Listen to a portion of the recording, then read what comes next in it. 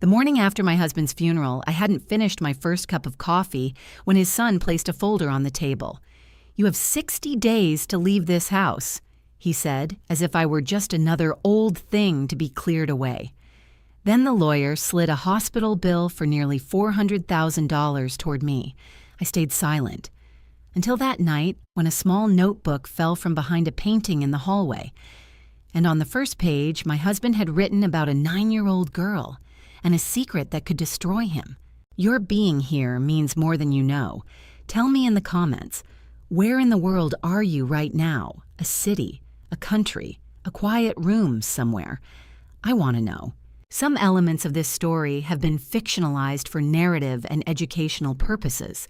Names and locations are coincidental, but the truth it carries was always meant for you. September in Greenwich always smelled like cut grass and old money. The morning after Theodore's funeral, it smelled like both of those things and something else underneath them that I could not name yet.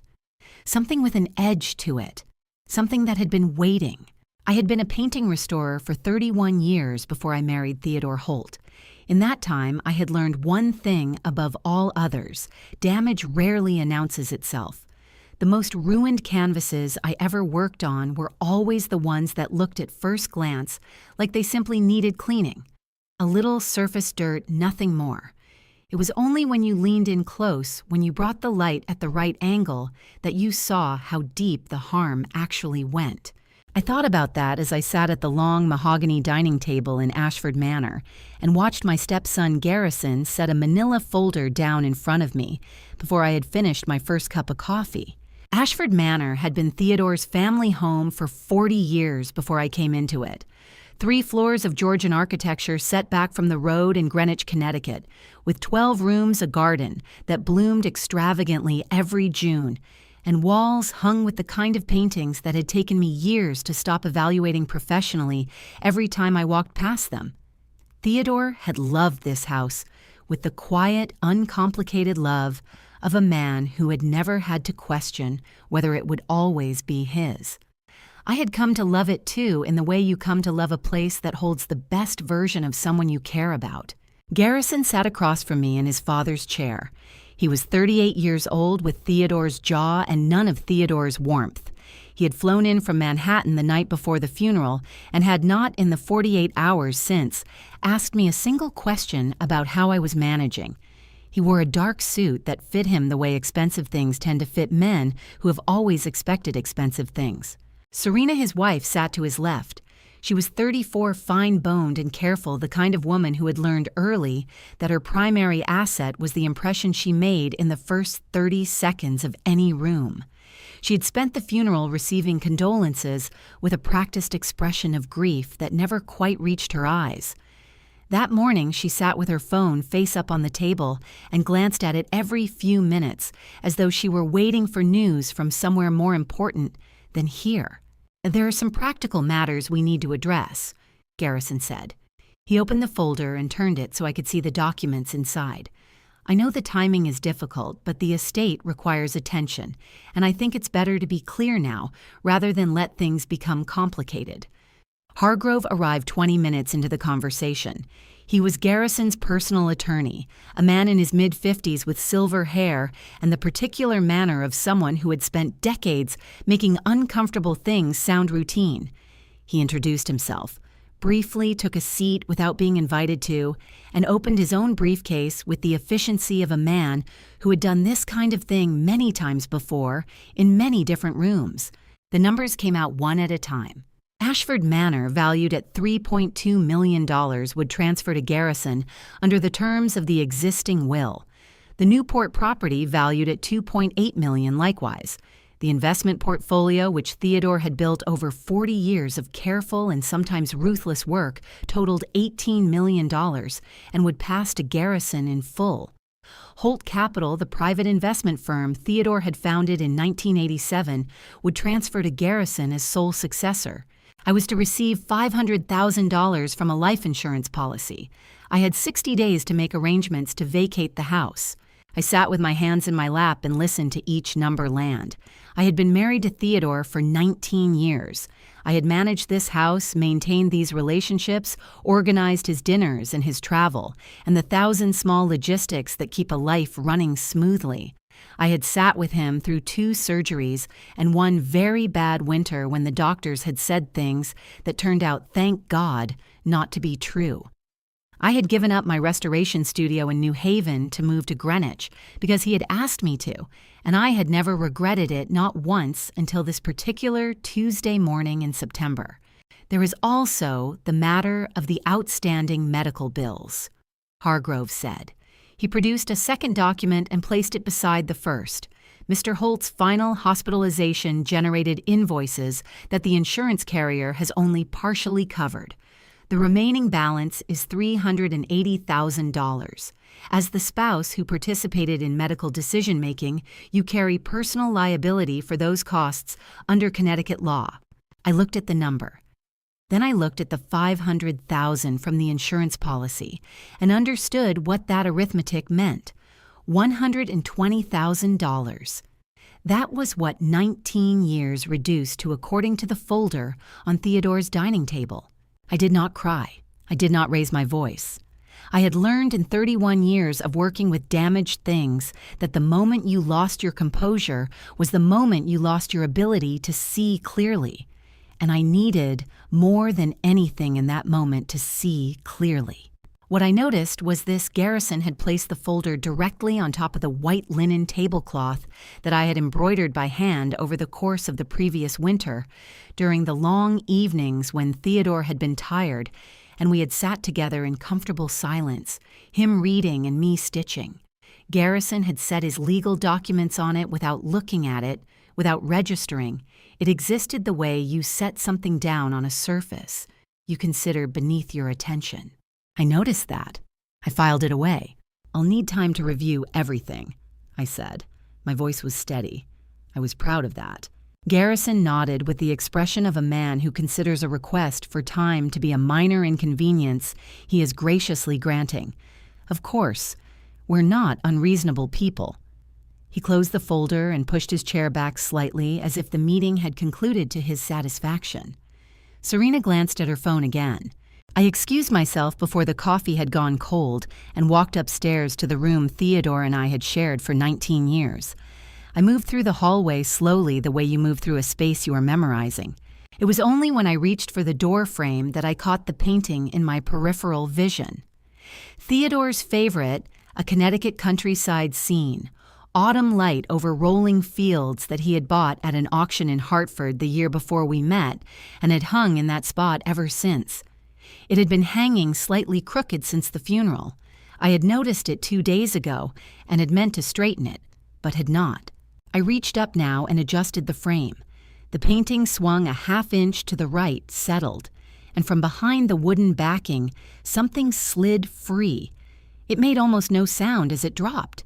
A small, dark-colored notebook, thin as a pamphlet landing face, down on the hallway floor. I picked it up. The cover was brown leather worn soft at the corners. There was no name on it, no label, only the grain of the leather and the slight indentation where someone had held it repeatedly in the same spot, the way you hold something you return to often. I stood in the hallway outside my bedroom door and looked at it for a long time. Downstairs, I could hear Hargrove's voice, and then Garrison's low and purposeful, the sound of men who believe the important conversation has already happened, and everything remaining is simply paperwork. They were wrong about that.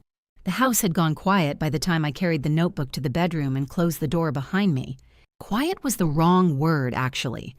Ashford Manor was never truly quiet.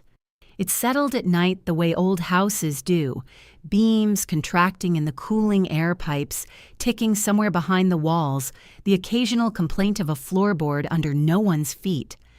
Theodore used to say the house was just talking to itself. I had spent 19 years learning to sleep through it. That night, I could not sleep at all. I sat on the edge of the bed with the notebook in my lap and the bedside lamp turned to its lowest setting. The room smelled like Theodore, still faintly the particular combination of cedar and old paper that had followed him through 4 decades of collecting books and wearing the same brand of soap. I did not know how long that would last. I suspected Serena had already begun calculating how quickly it could be replaced with something else. The notebook was secured with a small strap of leather looped around a bone button. I undid it carefully the way I had been trained to handle fragile things and opened to the first page. The handwriting was Theodore's. I would have known it anywhere. He had the script of a man educated in an era when penmanship was still considered a reflection of character, each letter formed with deliberate care, slightly forward-leaning the capital letters just a degree more formal than everything that followed. I had read that handwriting on birthday cards and grocery lists, and the occasional note left on my studio table when he came in quietly and did not want to wake me. Seeing it here in this context, in this small brown book that had been hidden behind a painting for reasons I did not yet understand, made something tighten in my chest that I could not immediately name. I turned to the second page and began to read. He had written the first entry in the autumn of 2004. I was not yet in his life then. We would not meet for another 7 years. He was 51 years old, recently divorced from Garrison's mother, running Holt Capital out of a midtown Manhattan office and living by his own later description, the life of a man who had decided that professional success was an adequate substitute for whatever else he might have wanted. On the night of October 14, 2004, his son Garrison, then 18 years old, had driven home from a party in West Hartford. Theodore did not write the word drunk. He wrote impaired in judgment, which I understood to mean the same thing and to reflect the particular care he took, even in his most private writing, with how things were phrased. On Cedar Mill Road in Hartford at approximately 11:40 at night, Garrison's car struck a child who was walking home along the shoulder of the road. Her name was Emma Marsh. She was 9 years old. She had been at a neighbor's house 2 streets over and was cutting through on her usual route home, a route she had walked dozens of times before. She was found by another driver 12 minutes after the impact. She was pronounced dead at Hartford Hospital at 12:31 in the morning. Garrison had not stopped. I had to read that sentence 3 times, not because I did not understand it, but because some part of me kept expecting the next line to contain a correction, an explanation, a reason that would make the shape of it different. There was no correction. There was only what came after. Theodore received a call from Garrison at 2:15 in the morning. He wrote, "My son called me instead of calling the police. I have asked myself every day since whether what I did next was the act of a father or the act of a coward. I have never been able to answer that with any certainty. What Theodore did was this. He drove to Hartford before dawn and located the car which Garrison had left in a parking structure off Flatbush Avenue. He arranged for the vehicle to be transported to a warehouse in Bridgeport that belonged to a logistics company he had a controlling interest in. The car was dismantled over the following week. By the time the Hartford police investigation began in earnest, there was nothing left of it to find. He then spent the following month identifying every person who might have witnessed something on Cedar Mill Road that night. He found 7. To 6 of them, he offered money, the amounts ranging from $40,000 to $800,000, depending on what they claimed to have seen and how credibly they could claim to have seen it. All 6 accepted. The payments were made through a series of intermediary accounts that Theodore had spent 3 weeks constructing for that specific purpose. The 7th witness was a woman named Winifred Cole. She had been walking her dog along Cedar Mill Road at the time of the impact. She had seen the car clearly enough to describe it. She had seen the driver clearly enough to describe him. She refused every offer Theodore made to her, and she continued to refuse even when the offers became something other than money, something Theodore wrote about, only obliquely in language I understood to indicate threat rather than inducement.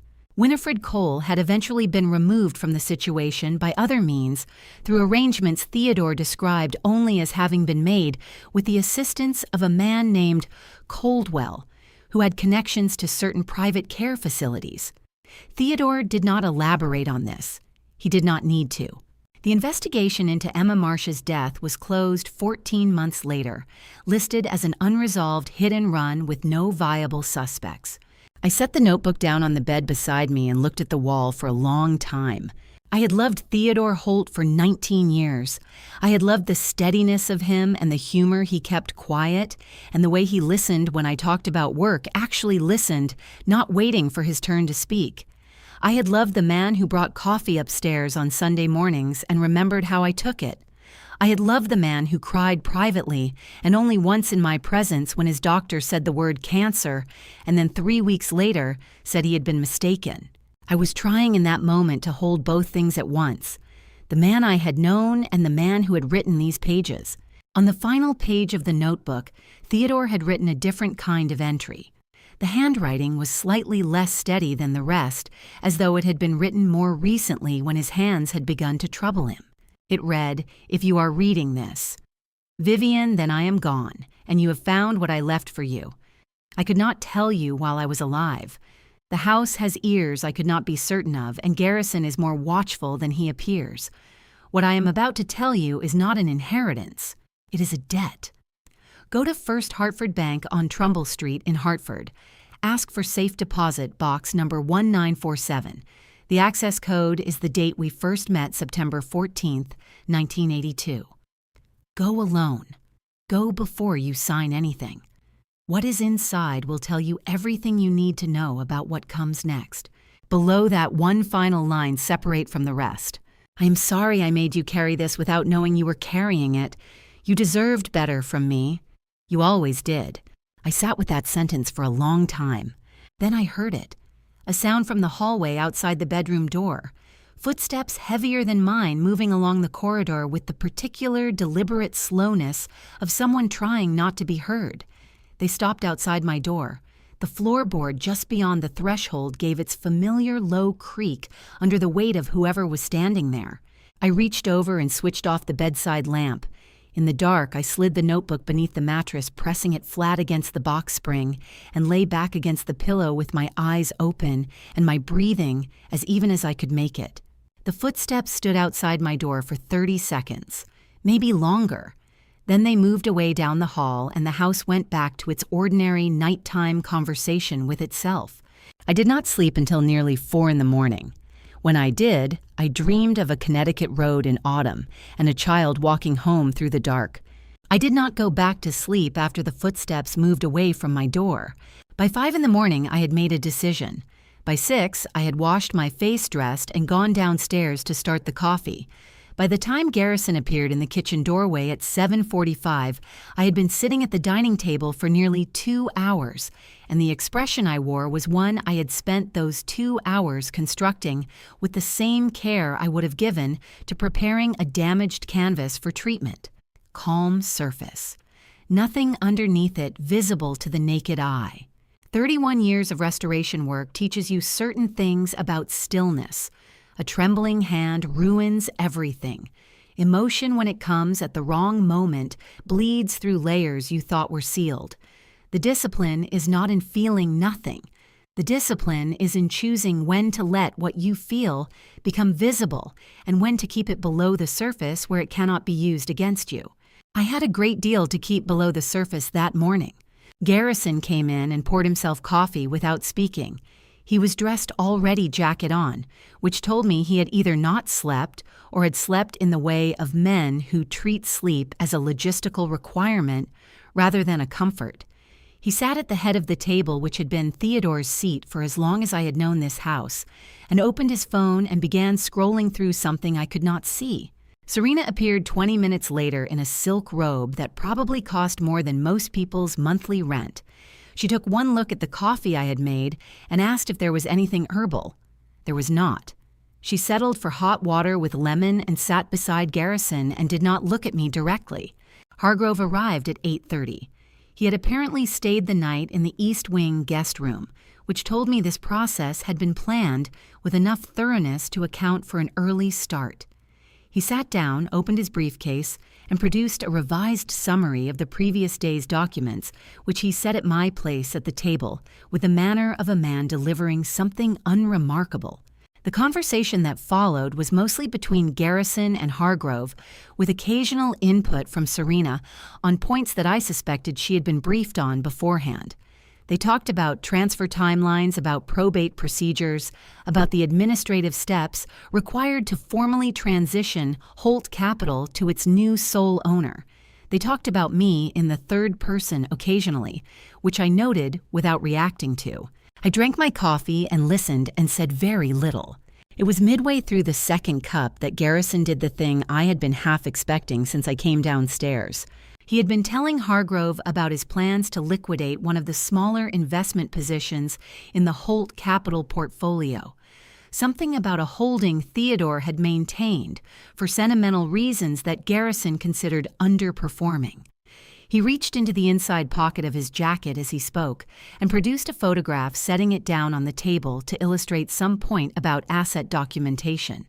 The photograph was of a car, a dark blue sedan, late 90s model, parked at an angle in what appeared to be a residential driveway. It was an ordinary image in every visible respect. There was no reason for Garrison to have it in his jacket pocket. There was no reason for him to be carrying it at all unless he carried it always, the way certain people carry objects that hold a significance no one else can see. I recognized the make and model from Theodore's description in the notebook.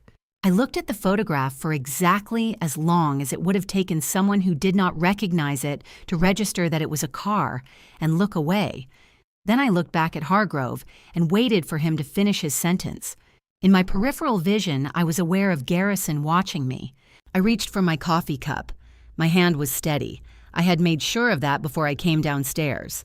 Garrison picked the photograph back up and returned it to his pocket without comment. The conversation moved on. But something had shifted in the way he was sitting, a very slight adjustment in his posture, the way a chess player adjusts when they realize their opponent has seen something they expected to go unnoticed. He knew I had seen the photograph. He was trying to determine what that meant. I gave him nothing to work with. 20 minutes later, I excused myself to refill the coffee pot. The kitchen was separated from the dining room by a door that did not latch, fully a small imperfection in the house that Theodore had always meant to fix, and never had.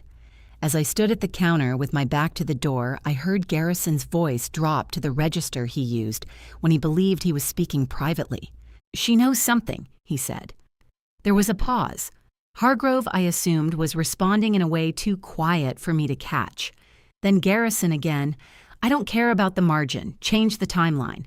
I want everything finalized and transferred within 2 weeks, before she has a chance to talk to anyone." I stood at the counter and poured water into the reservoir and did not move a muscle in my face. 2 weeks. He was afraid of something, and whatever it was, he believed that speed would protect him from it. That was useful to know. A man moving fast makes more mistakes than a man moving carefully. I had spent 3 decades working on paintings that careless hands had damaged by rushing, and I had learned that the person who controlled the pace of a thing controlled almost everything else about it. I carried the coffee pot back to the dining room and refilled Garrison's cup without being asked, and smiled at him pleasantly and sat back down. He watched me for the rest of the morning with the focused attention of someone trying to solve a problem they cannot yet fully define. I let him watch. I was by that point watching him right back, though I was considerably more practiced at making it invisible. By noon, Hargrove had left. Serena had retreated upstairs with her phone and a headache she may or may not have genuinely had. Garrison stood in the entrance hall with his jacket buttoned and looked at me across the marble floor with an expression that had shed most of its earlier performance and become something more direct. "We'll be back Thursday," he said. "I'd like to have your signature on the transfer documents by end of week." "Of course," I said. He held my gaze for a moment longer than necessary. Then he walked out, and the front door of Ashford Manor closed behind him with the solid, unhurried sound of a man who believed he was leaving a situation fully under his control. I stood in the entrance hall and listened to his car pull out of the drive. Then I went upstairs, retrieved the notebook from beneath the mattress, and read Theodore's final entry one more time. The address on Trumbull Street, the number 1947, the code that was the date of the afternoon we had met at an auction in Hartford 30 years ago, almost to the month when he had outbid me on a 17th century Dutch landscape, and then apparently feeling guilty about it, had introduced himself and offered to buy me coffee. September 14th, 1982. 2 weeks, Garrison had said. I had the address. I had the code. What I did not yet have was a way to get to Hartford without Garrison knowing I had gone, or any certainty about what I would find when I got there. Both of those problems, I decided, would require solving one at a time. 3 nights after Garrison left, I woke to the smell of smoke. Not the deep, comfortable smell of the fireplace in the west sitting room, which Theodore had lit every evening from October through March for as long as I had known him. This was thinner and sharper, with a chemical note underneath it that did not belong to burning wood. I was out of bed and in the hallway before I was fully awake, moving toward the stairs on instinct. The kitchen was where I found it. A dish towel had caught against the back burner of the gas range, the one closest to the wall, and was burning with a small, steady, entirely containable flame. I filled a pot from the tap and smothered it in under a minute. The damage was limited to the towel and a scorch mark on the ceramic tile behind the burner. I stood at the kitchen counter in the dark and looked at the ruined towel and thought about several things in careful order. I thought about the fact that I had checked every burner before going to bed, as I had done every single night for 4 decades without exception. I thought about the small camera I had noticed 3 days earlier, mounted in the upper corner of the kitchen ceiling at an angle that covered the range, the counter, and most of the floor space between them. I had initially assumed it was part of the security system Theodore had updated 2 years back.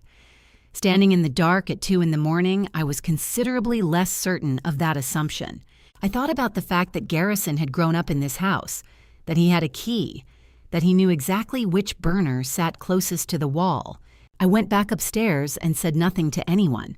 The following morning, I stopped drinking the tea that appeared on the kitchen counter each day already prepared, and waiting, a habit Serena had established sometime during the past week. I did not make a performance of stopping.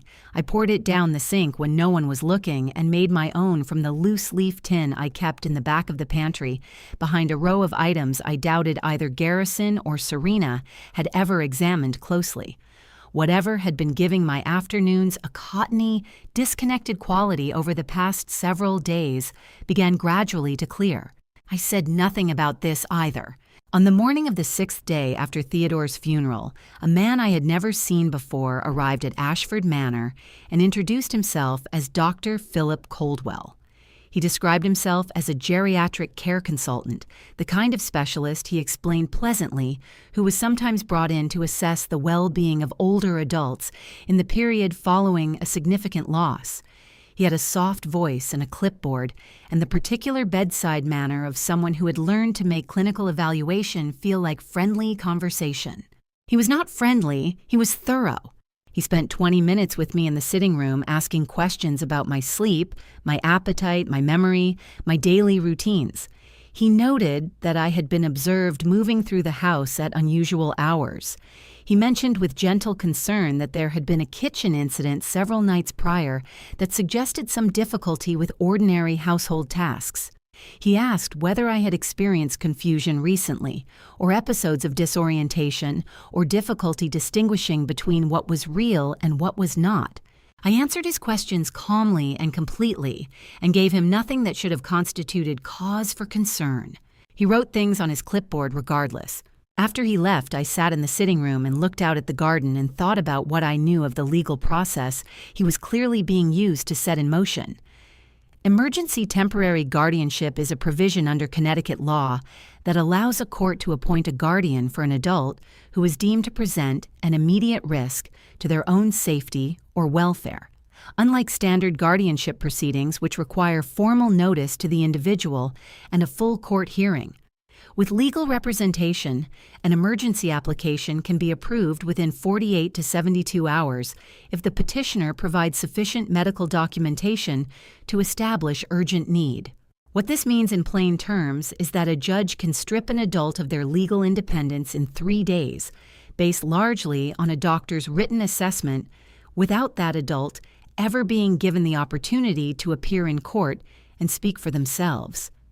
The law includes this provision for genuine emergencies, for people who are truly in danger and truly unable to advocate for their own interests. It also, as I was discovering, could be made to serve other purposes entirely when the right doctor produced the right paperwork. Garrison sat across from me in the sitting room that afternoon and told me he was doing this because he loved me. He used Theodore's name twice while he spoke. He said his father would have wanted him to ensure I was properly cared for.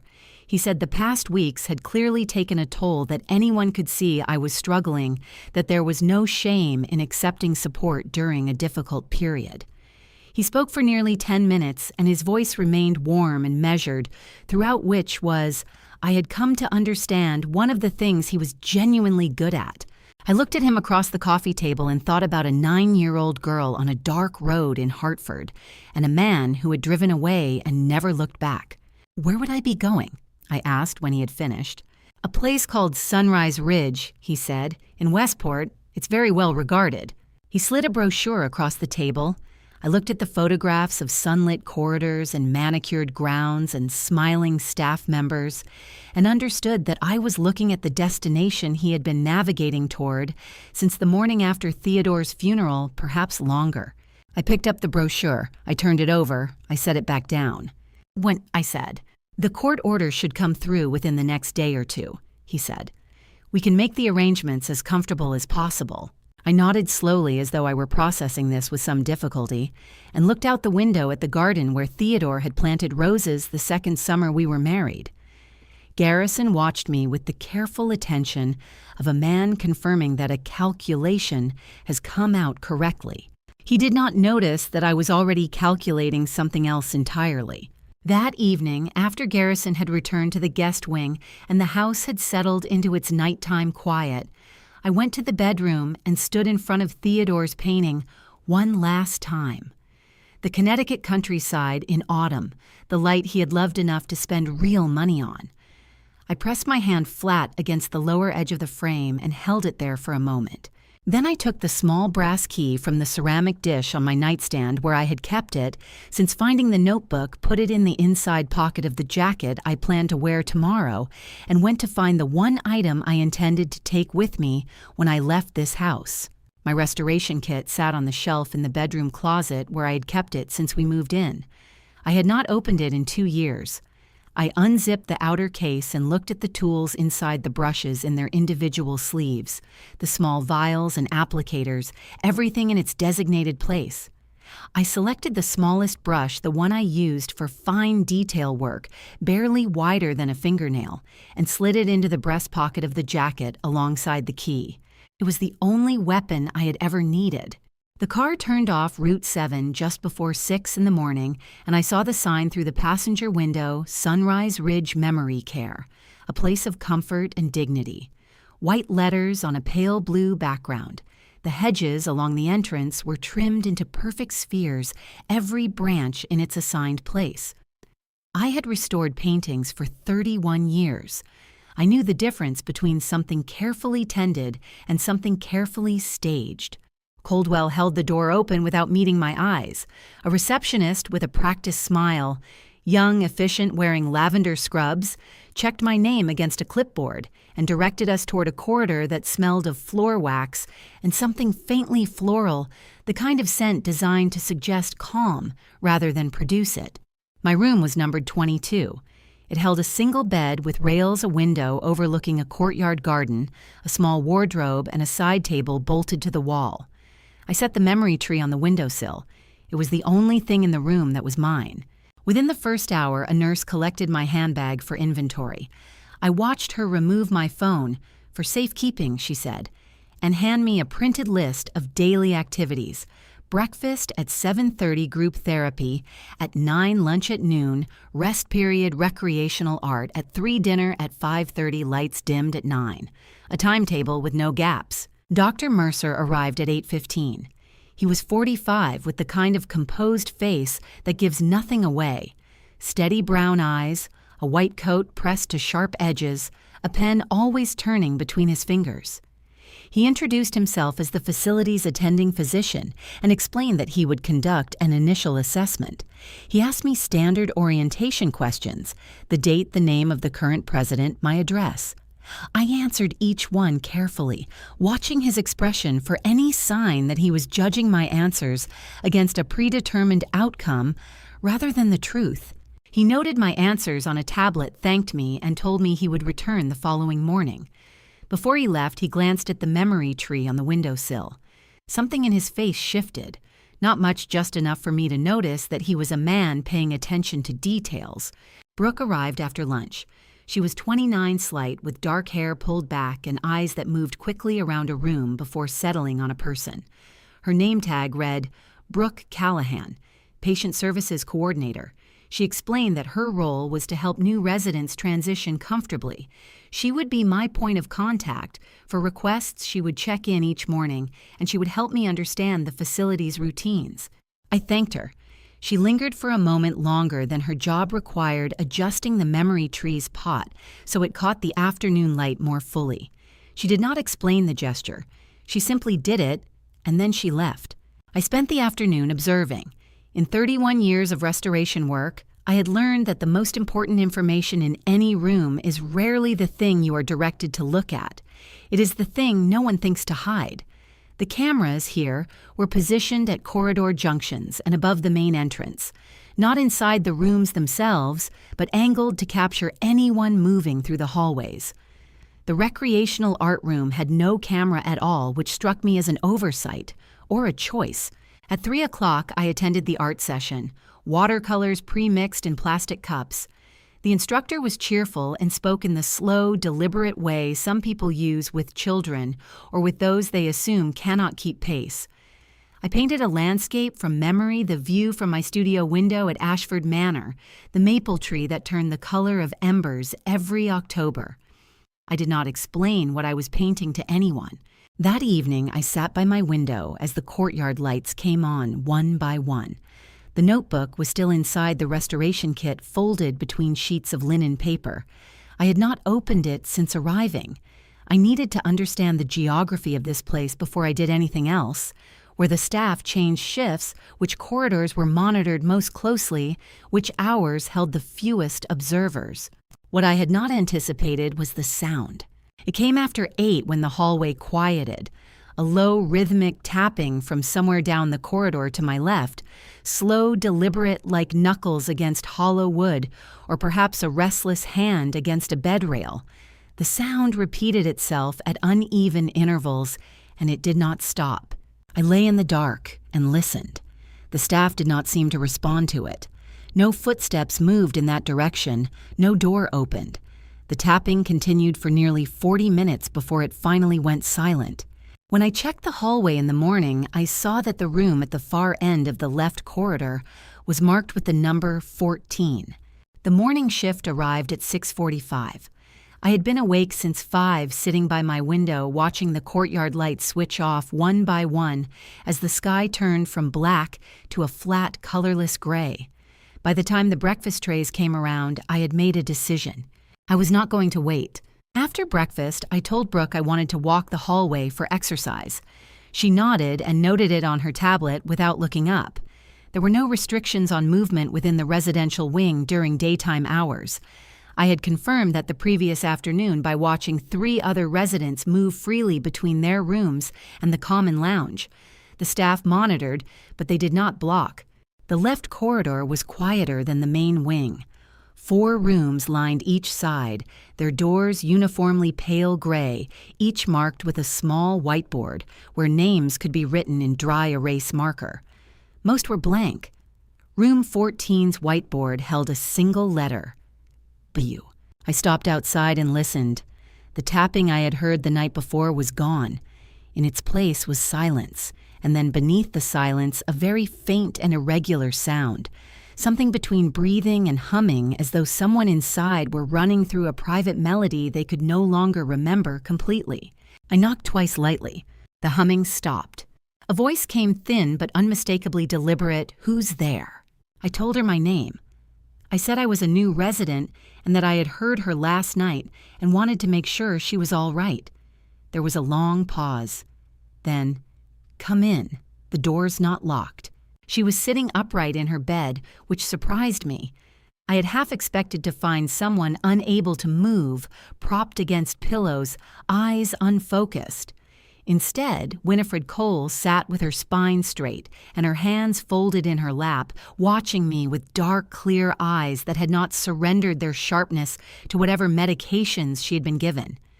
She was 74, small-framed with white hair cut close to her head and the particular stillness of a person who has learned to conserve energy for moments that matter. The room was nearly identical to mine except that her windowsill held nothing. No plant, no photograph, no personal object of any kind. The absence of it was more striking than any decoration would have been. "You're the new one," she said. It was not a question.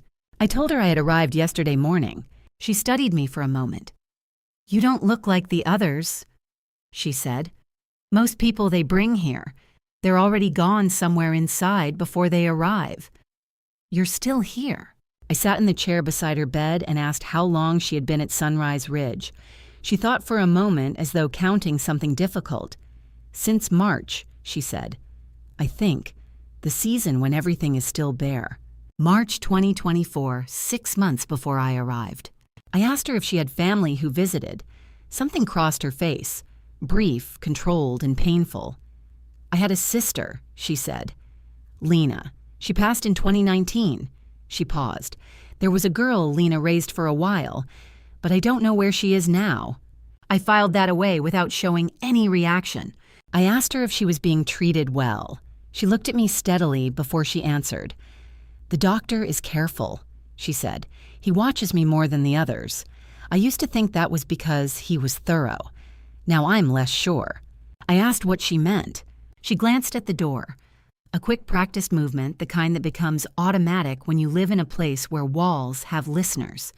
Then she looked back at me and said, "The pills they give me in the morning. 2 months ago, there were 3 of them. Now there are 5. I asked Dr. Mercer about the new ones. He said they were vitamins." She paused. "I was a librarian for 38 years, she said quietly. "I know what vitamins look like." I held her gaze and did not speak.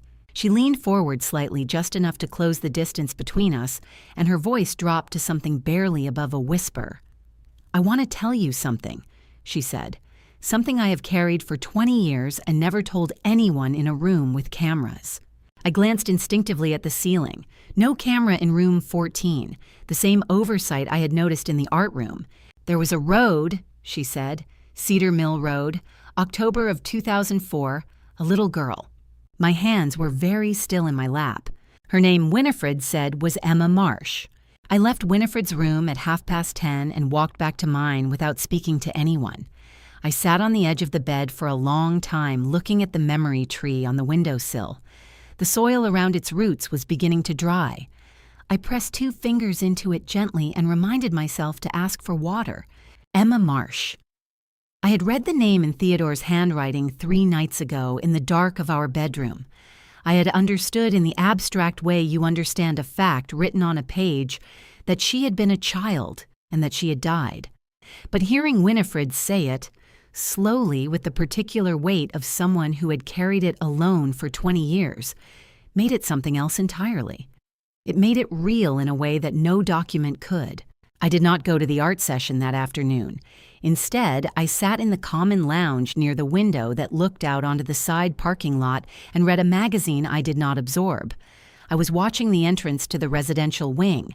I had noticed him the previous day but had not yet placed him a man in his early 60s, broad-shouldered, wearing a plain gray jacket over dark trousers, moving through the corridors with the unhurried efficiency of someone who understood institutional spaces. Not a nurse, not an administrator.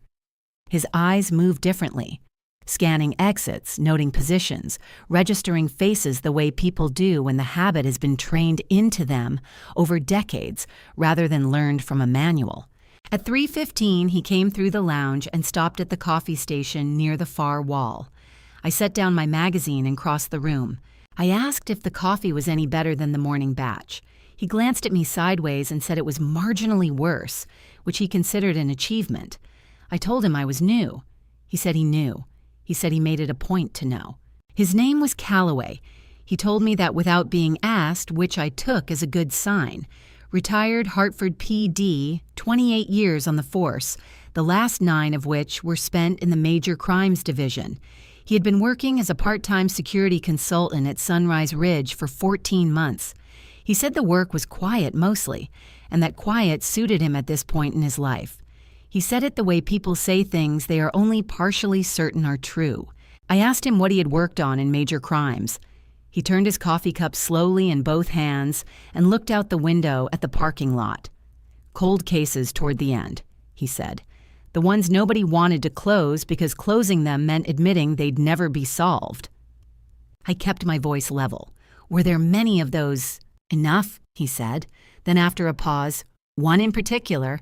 He did not offer more, and I did not press. Instead, I told him I had been a painting restorer for 31 years. I told him that restoration work was mostly about patience, about learning to see what had been covered over rather than what was visible on the surface. He looked at me with a slight change in his expression, something between recognition and reassessment. We sat together by the window for nearly 40 minutes. He talked about Hartford in the way people talk about cities they have loved and been disappointed by. I talked about a landscape I had once restored, a 19th century oil painting whose top layer, a bland pastoral scene, had concealed an entirely different composition beneath it, painted over by someone who either wanted to hide the original or had simply run out of canvas. He listened carefully. Then near 4 o'clock, when 2 nurses passed the lounge door in conversation and the room was briefly empty of anyone but us, Calloway set down his cup and spoke quietly and without preamble. There was a case, he said. Cedar Mill Road, October 2004, hit and run, 9-year-old victim name of Emma Marsh. Case went cold in 14 months, officially unsolved. He paused. I never believed it was unsolved. I believed it was buried. My hands were in my lap. I did not move them. I spent 2 years trying to pull it back open, he continued. Couldn't get traction. Witnesses recanted or disappeared. The car was never found. And then, this will interest you, I received an anonymous phone call in 2006 telling me to stop looking. The caller knew my home address. He knew my daughter's school. He let that sit between us. I stopped, he said. I'm not proud of it, but I stopped. I asked him why he was telling me this. He reached into the inside pocket of his gray jacket and placed a folded piece of paper on the table between us. I looked at it without touching it. It was a handwritten note. The ink slightly faded, the handwriting precise and careful, in a way I recognized immediately. It was Theodore's handwriting. A man named Theodore Holt sent that to me 4 months ago, Calloway said. Registered mail, no return address. I had no idea who he was. By the time I looked him up, he was already gone. He paused. The note says that if I ever meet a woman named Vivienne, I should tell her First Hartford Bank. Box 1947. The code is the date she will remember.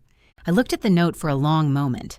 Outside, the afternoon light was beginning to angle low across the parking lot, catching the windshields of the cars and throwing long, thin shadows across the asphalt. Theodore had known. He had known that this place was a possibility, that Garrison might move me somewhere controlled, somewhere with locked routines and monitored corridors, and he had placed his ally here before any of it began. I picked up the note. I folded it exactly as it had been and held it in both hands. The code is the date she will remember, September 14th, 1982, the day we married. I did not sleep well. The note was folded inside the lining of my restoration kit beneath the linen paper in the same place I kept Theodore's notebook. I lay in the dark and thought about the kind of man who sends a registered letter to a stranger 4 months before his own death, trusting that the stranger will be in the right place at the right time. Theodore had always been methodical in ways that I had once found endearing and occasionally maddening. He kept receipts for purchases made decades ago.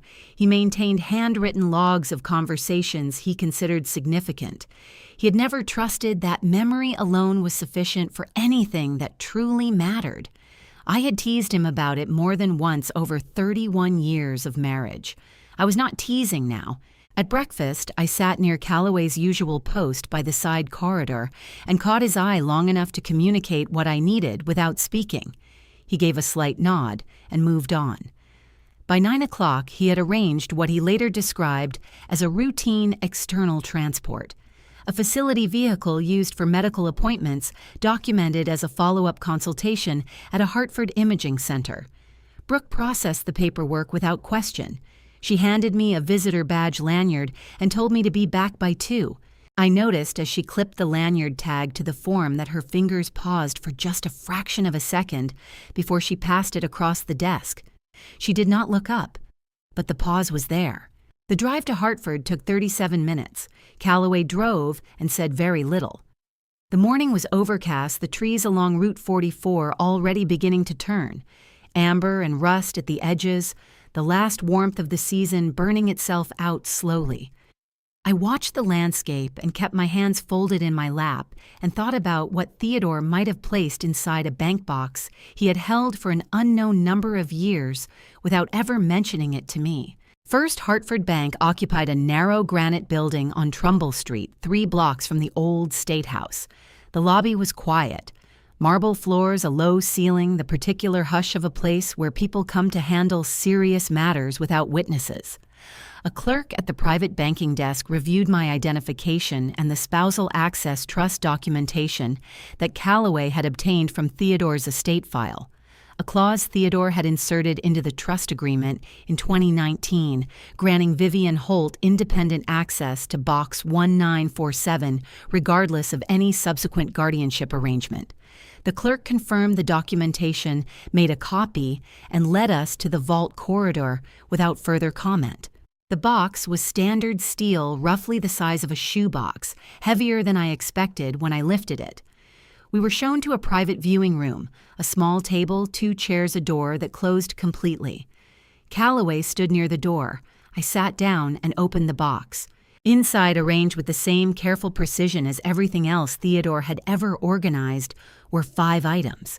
The first was a second notebook, smaller than the one I had found behind the painting at Ashford Manor, bound in dark green cloth, the pages filled with Theodore's handwriting in a hand that was slightly less steady than the first, suggesting it had been written closer to the end of his life. I set it aside without opening it, fully saving it for when I had time and privacy. The second was a sealed manila envelope marked with 2 words in red ink, DNA, lab certified. I did not open it. I understood what it likely contained: biological material from the 2004 accident, preserved and authenticated, something no amount of money could replicate or dismiss. The third was a small digital recorder, the kind used for dictation. I pressed play. Theodore's voice came through the speaker, lower and slower than I remembered it in health, but unmistakably his. He said, "If you are hearing this, then Garrison has done what I feared he would. I am sorry I could not protect you from it. What is in this box is enough. Take it to the right person. You will know who that is." The recording lasted 41 seconds. I listened to it twice. The fourth was a typed list of 7 names under the heading Witnesses. Cedar Mill Road, October 14, 2004. 6 of the names had a single word beside them settled. The 7th name had no word beside it. The 7th name was Winifred Cole. The 5th item was a handwritten letter addressed to me. Not to Vivienne Holt, not to Mrs. Holt, but simply to Vivienne in the way Theodore had written my name on birthday cards and notes left on the kitchen counter for 31 years. I did not read it in the bank. I folded it carefully and placed it in the inside pocket of my jacket against my chest. I returned the other items to the box, signed the access register, and walked back through the marble lobby into the gray October morning. Calloway fell into step beside me without a word. We reached the car, and I sat in the passenger seat and looked straight ahead through the windshield at the granite building and the bare branches of the elm trees along Trumbull Street. He kept the seventh witness alive, I said. Calloway started the engine. He kept you alive, he said quietly. Winifred was the instrument. You were always the plan. I did not answer. I pressed my hand flat against the outside of my jacket pocket, feeling the shape of the letter through the fabric, and we drove back toward Sunrise Ridge through the turning leaves of a Connecticut October. Something inside the facility was changing. I had felt it in Brooke's pause that morning, that half-second of hesitation over a lanyard clip that no one else would have noticed. Whatever it was, I understood that it would not wait much longer to make itself known. I was back in my room by 2:15. The memory tree on the windowsill had been watered in my absence, the soil dark and damp. The small pot shifted slightly to the left of where I had placed it. I had not asked anyone to water it. I stood looking at it for a moment, then set my jacket on the bed and sat down. I read Theodore's letter in the last of the afternoon light, with my back to the door and the notebook open beside me on the mattress. He had written it in October, 3 weeks before he died. The handwriting was effortful but deliberate. The letters formed with the concentration of a man who understood he was writing something that needed to last. He told me that he had spent 40 years building a life he was proud of, and 20 years trying to make right the one thing he was not. He told me that Garrison had not been the driver in any metaphorical sense. He had been the driver in every literal one, and Theodore had made the catastrophic choice to protect him when he should have walked him into a police station. He said he had tried twice to undo what he had done. Both times Garrison had found out and made it clear that the consequences would extend beyond Theodore himself. He named no specifics. He did not need to.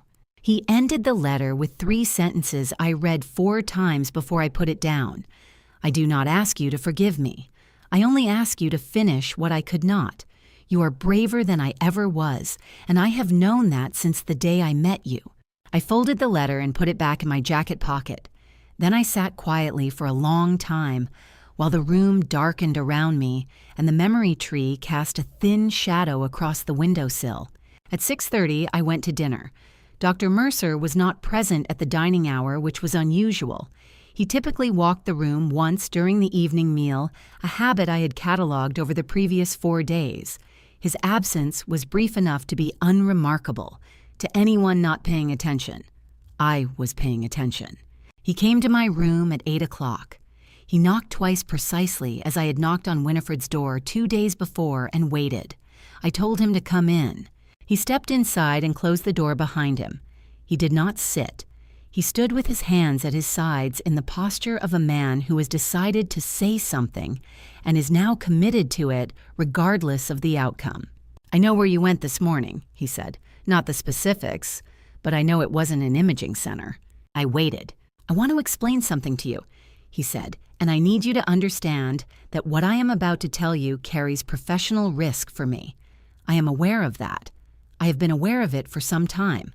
I told him to sit down. He did in the chair beside the window, the same chair I had placed beside Winifred's bed. He looked at the memory tree for a moment, then at me. He told me that he had been the attending physician at Sunrise Ridge for 6 years. In that time, he had admitted patients at the request of family members or court-appointed guardians on perhaps 40 occasions. Most were legitimate. Some were not. He had learned over years of practice to distinguish between a family that was frightened and a family that was managing. Winifred Cole, he said, had been admitted in March under a court-issued guardianship arranged through an attorney named Coldwell. The admitting documentation listed moderate cognitive impairment and a risk of self-harm. When Dr. Mercer conducted his own evaluation, he found neither. What he found was a woman in full possession of her faculties, who was profoundly frightened and who had been placed here specifically to prevent her from speaking to anyone outside.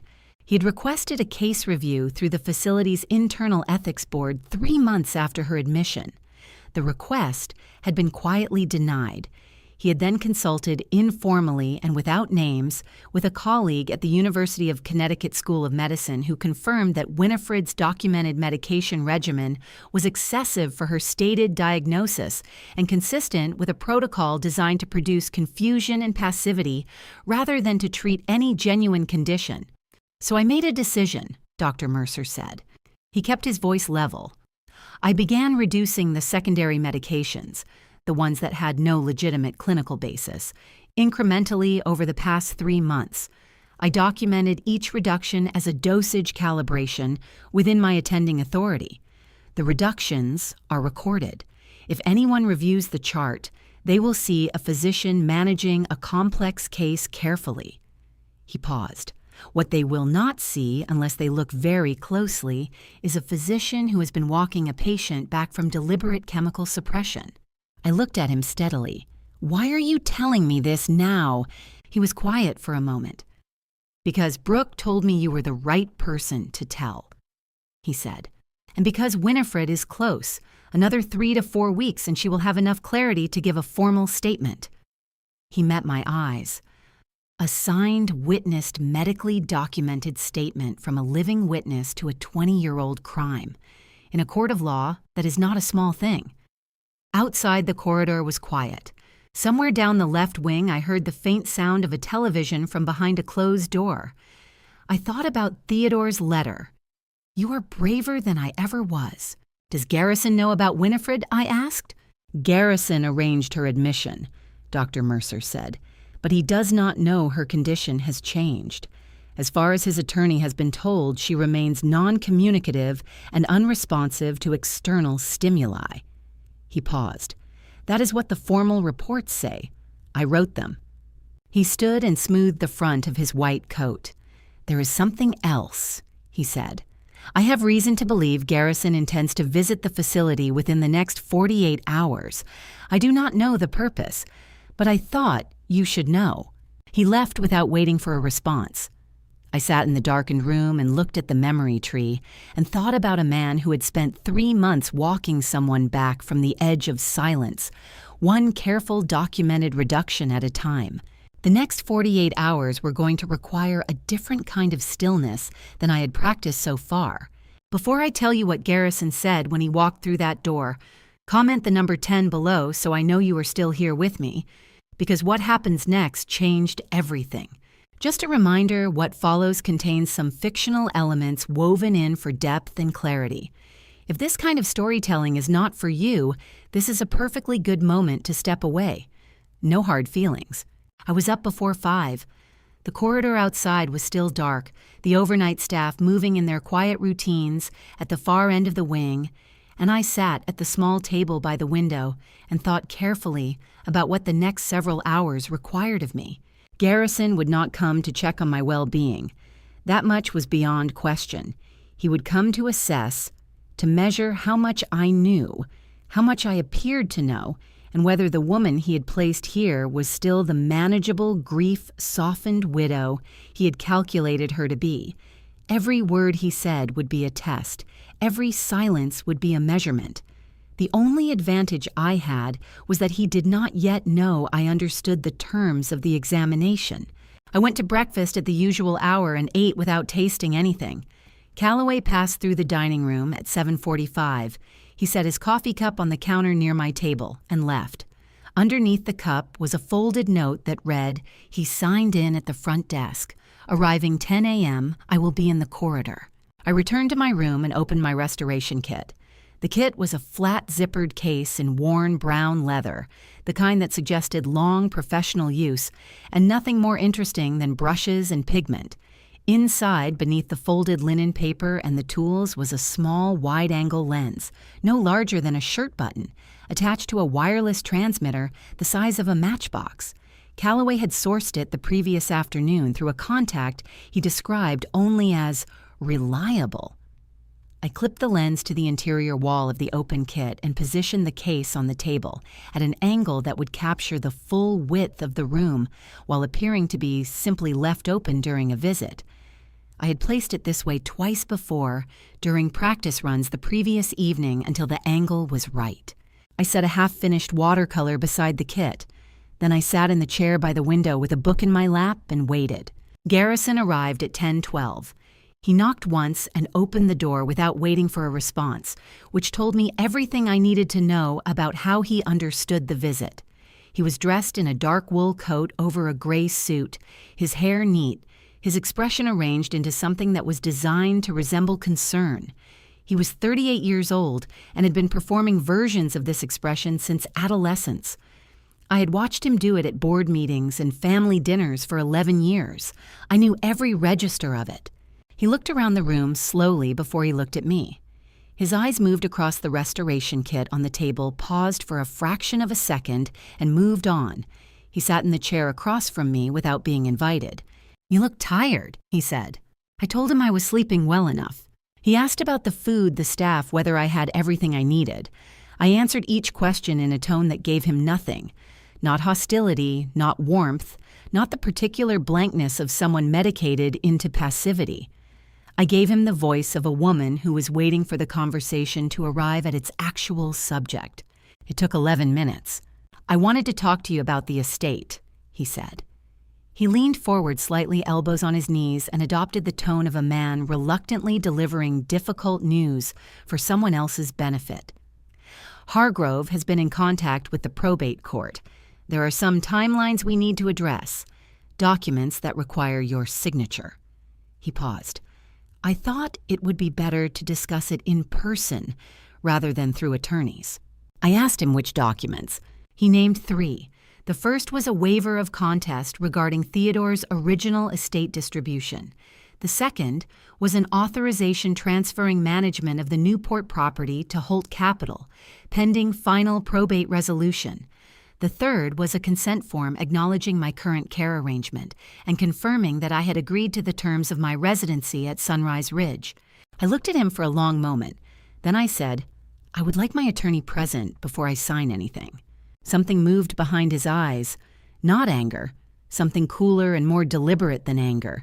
He smiled and said that was entirely my right and that he would arrange it. He said it in the way people say things they have no intention of following through on. He stood and buttoned his coat. He looked at the memory tree on the windowsill. "That's a nice plant," he said. "I don't remember it from the house." I told him I had brought it with me. He nodded slowly as though this were a piece of information he was filing away and walked to the door. He paused with his hand on the frame and turned back once more. "You know, I only want what's best for you, Vivienne," he said. Theodore would have wanted the same. I held his gaze and said nothing. After he left, I sat without moving for approximately 2 minutes. Then I crossed to the restoration kit, closed the lens cover, and walked to the end of the left corridor where Calloway was waiting near the fire exit. We reviewed the footage on his phone in the stairwell with the door closed behind us. The angle had captured Garrison's full face for 8 of the 11 minutes, including the moment his expression shifted when I asked for an attorney, and the 3-second pause before his smile. It was not a confession, but it was a man performing innocence for an audience he did not know was watching. "That pause," Calloway said quietly, watching the footage. "That's not grief, that's calculation." I agreed, and I thought about what Brooke had not yet told me, the thing behind the half-second hesitation over a lanyard clip, and understood that whatever it was, I was going to need it before the documents Garrison had mentioned found their way to a probate judge. She came at 9:15 after the evening medications had been distributed and the corridor had settled into its familiar nighttime quiet. I heard the knock. 3 light taps, evenly spaced, different from Dr. Mercer's 2 precise ones, and different, again, from the way the overnight staff checked in with a single knock and immediate entry. 3 taps was someone who was asking permission rather than announcing themselves. I told her to come in. Brooke stepped inside and closed the door behind her with both hands, the way you close a door when you want to be certain it is caught in the frame. She was still in her work clothes, the pale blue patient services coordinator uniform, her name tag still clipped to her lapel. But something in her posture had changed from the careful professional efficiency I had observed over the past 5 days. She looked younger and more tired and more certain than I had seen her look about anything. She did not sit. She stood near the door and looked at me directly and said, "I need to tell you who I am." I set down the green notebook I had been reading and gave her my full attention. Her name was Brooke Callahan. She was 29 years old. She had been raised by a woman named Emma Marsh, not as a biological daughter, but as a ward taken in, when Brooke was 7 years old after her own parents lost custody. Lena Marsh was not a blood relation, but she had been the only consistent presence in Brooke's childhood, and Brooke had called her aunt by the time she was 10 and mother by the time she was 16. Lena had died in February of 2019 of a cardiac event at the age of 61. She had died, Brooke said quietly, never having seen justice for her niece. Her niece's name was Emma Marsh. She had been 9 years old in October of 2004. I had known from the moment Brooke shifted the memory tree on my windowsill on my first morning here that she was not simply a patient services coordinator. I had not known the full weight of why. I understood it now. Brooke told me that after Lena's death, she had found a set of personal files in a storage unit in New Haven. Boxes of documents Lena had accumulated over 15 years, beginning in 2004. The files contained bank transfer records, correspondence between attorneys, operating under shell company names, and a series of financial instruments that, taken together, documented a pattern of payments from a holding company connected to Garrison Holt to multiple parties between 2004 and 2011. The payments totaled across the full period approximately $2.3 million in documented transfers. The holding company itself had been dissolved in 2012, but its dissolution filing contained a signature that Brooke had spent 3 months cross-referencing against corporate registration records in Connecticut and Delaware. The signature belonged to Garrison Holt. There was more. Among Lena's files was a separate set of documents relating not to the 2004 payments, but to a more recent period. Between 2018 and 2023, Garrison had drawn down a series of private credit facilities against Holt Capital assets using instruments that did not appear in the company's publicly filed accounts. The total outstanding balance across these facilities, as of the most recent document in Lena's files, which Brooke believed had been obtained by Lena through a source she had never named, was $6.1 million. The debt was structured to be invisible in standard estate accounting, but would become immediately apparent under forensic financial review. I asked Brooke how Lena had obtained documents relating to Garrison's private financial arrangements. Brooke was quiet for a moment. She spent 15 years watching, she said. She never stopped. After Emma died, she never stopped. I thought about a woman who had spent 15 years of grief as a form of documentary evidence, building a case for a justice system that had never looked her way. I asked Brooke about the chain of custody, whether the documents could be authenticated, whether they could be used. She had anticipated the question. She reached into the inside pocket of her uniform jacket and produced a small USB drive, matte black, no larger than a thumbnail. She had had the original documents digitally certified through a notarized imaging service in New Haven in March of 2024, 8 months before I arrived at Sunrise Ridge. Each file carried a timestamp, a certification number, and a notary seal. She had also retained the physical originals in a safety deposit box in New Haven under her own name. "Chain of custody is intact," she said simply. I had a paralegal review it, informally but thoroughly. She held the USB drive toward me. I looked at it for a moment before I took it. It was very light in my hand for something that represented 15 years of a woman's grief and vigilance. "Why did you come to Sunrise Ridge?" I asked. "Because Winifred Cole was here," she said. "Lena always said Winifred was the one who wouldn't take the money. After Lena died, I found her name in the files. I spent 6 months tracing where she had gone." She paused. "When I found out she had been placed here, I applied for the coordinator position. It took 4 months to get hired." She looked at the door, then back at me. "I have been waiting for the right person to give this to." I held the USB drive and thought about Theodore's letter and about Calloway's 28 years on a force that had buried a case he could not close, and about Dr. Mercer walking a woman back from silence, one careful reduction at a time, and about a 9-year-old child on a Connecticut road in October, whose name had passed through this room more than once in the past several days without ever losing its weight. "Winifred is close," I said. It was not a question. Brooke nodded. "Dr. Mercer thinks 2 weeks, maybe less." She paused at the door. "When she's ready, you'll need everything in one place. This is part of it." After she left, I held the USB drive in my closed hand and sat in the dark for a long time. Down the corridor behind a door marked with a single letter, a woman who had carried 20 years of memory was sleeping toward the moment when she would finally be able to speak it aloud. I thought that whatever Garrison was planning to do with those probate documents, he was running out of time. And so, in a different way, were we. 12 days passed in the particular way that time passes when you are waiting for something that cannot be rushed. I attended the morning art sessions and painted landscapes I did not care about. I ate at the scheduled hours and walked the hallways at the permitted times and answered the staff's orientation questions with the patient compliance of someone who had given up asking questions of her own. I did all of this carefully and consistently because consistency is the most effective form of invisibility available to a person under observation. But each morning before breakfast, I walked past room 14. And each morning the change was measurable in small increments, the way a painting's varnish responds to careful solvent work, not all at once, but layer by layer, the image beneath becoming incrementally clearer with each session. By the 4th day, Winifred was sitting up without assistance when I knocked. By the 7th, she was walking to the window and back before I arrived. By the 10th, she had asked Brooke for a pen and paper, which Brooke had provided without logging the request.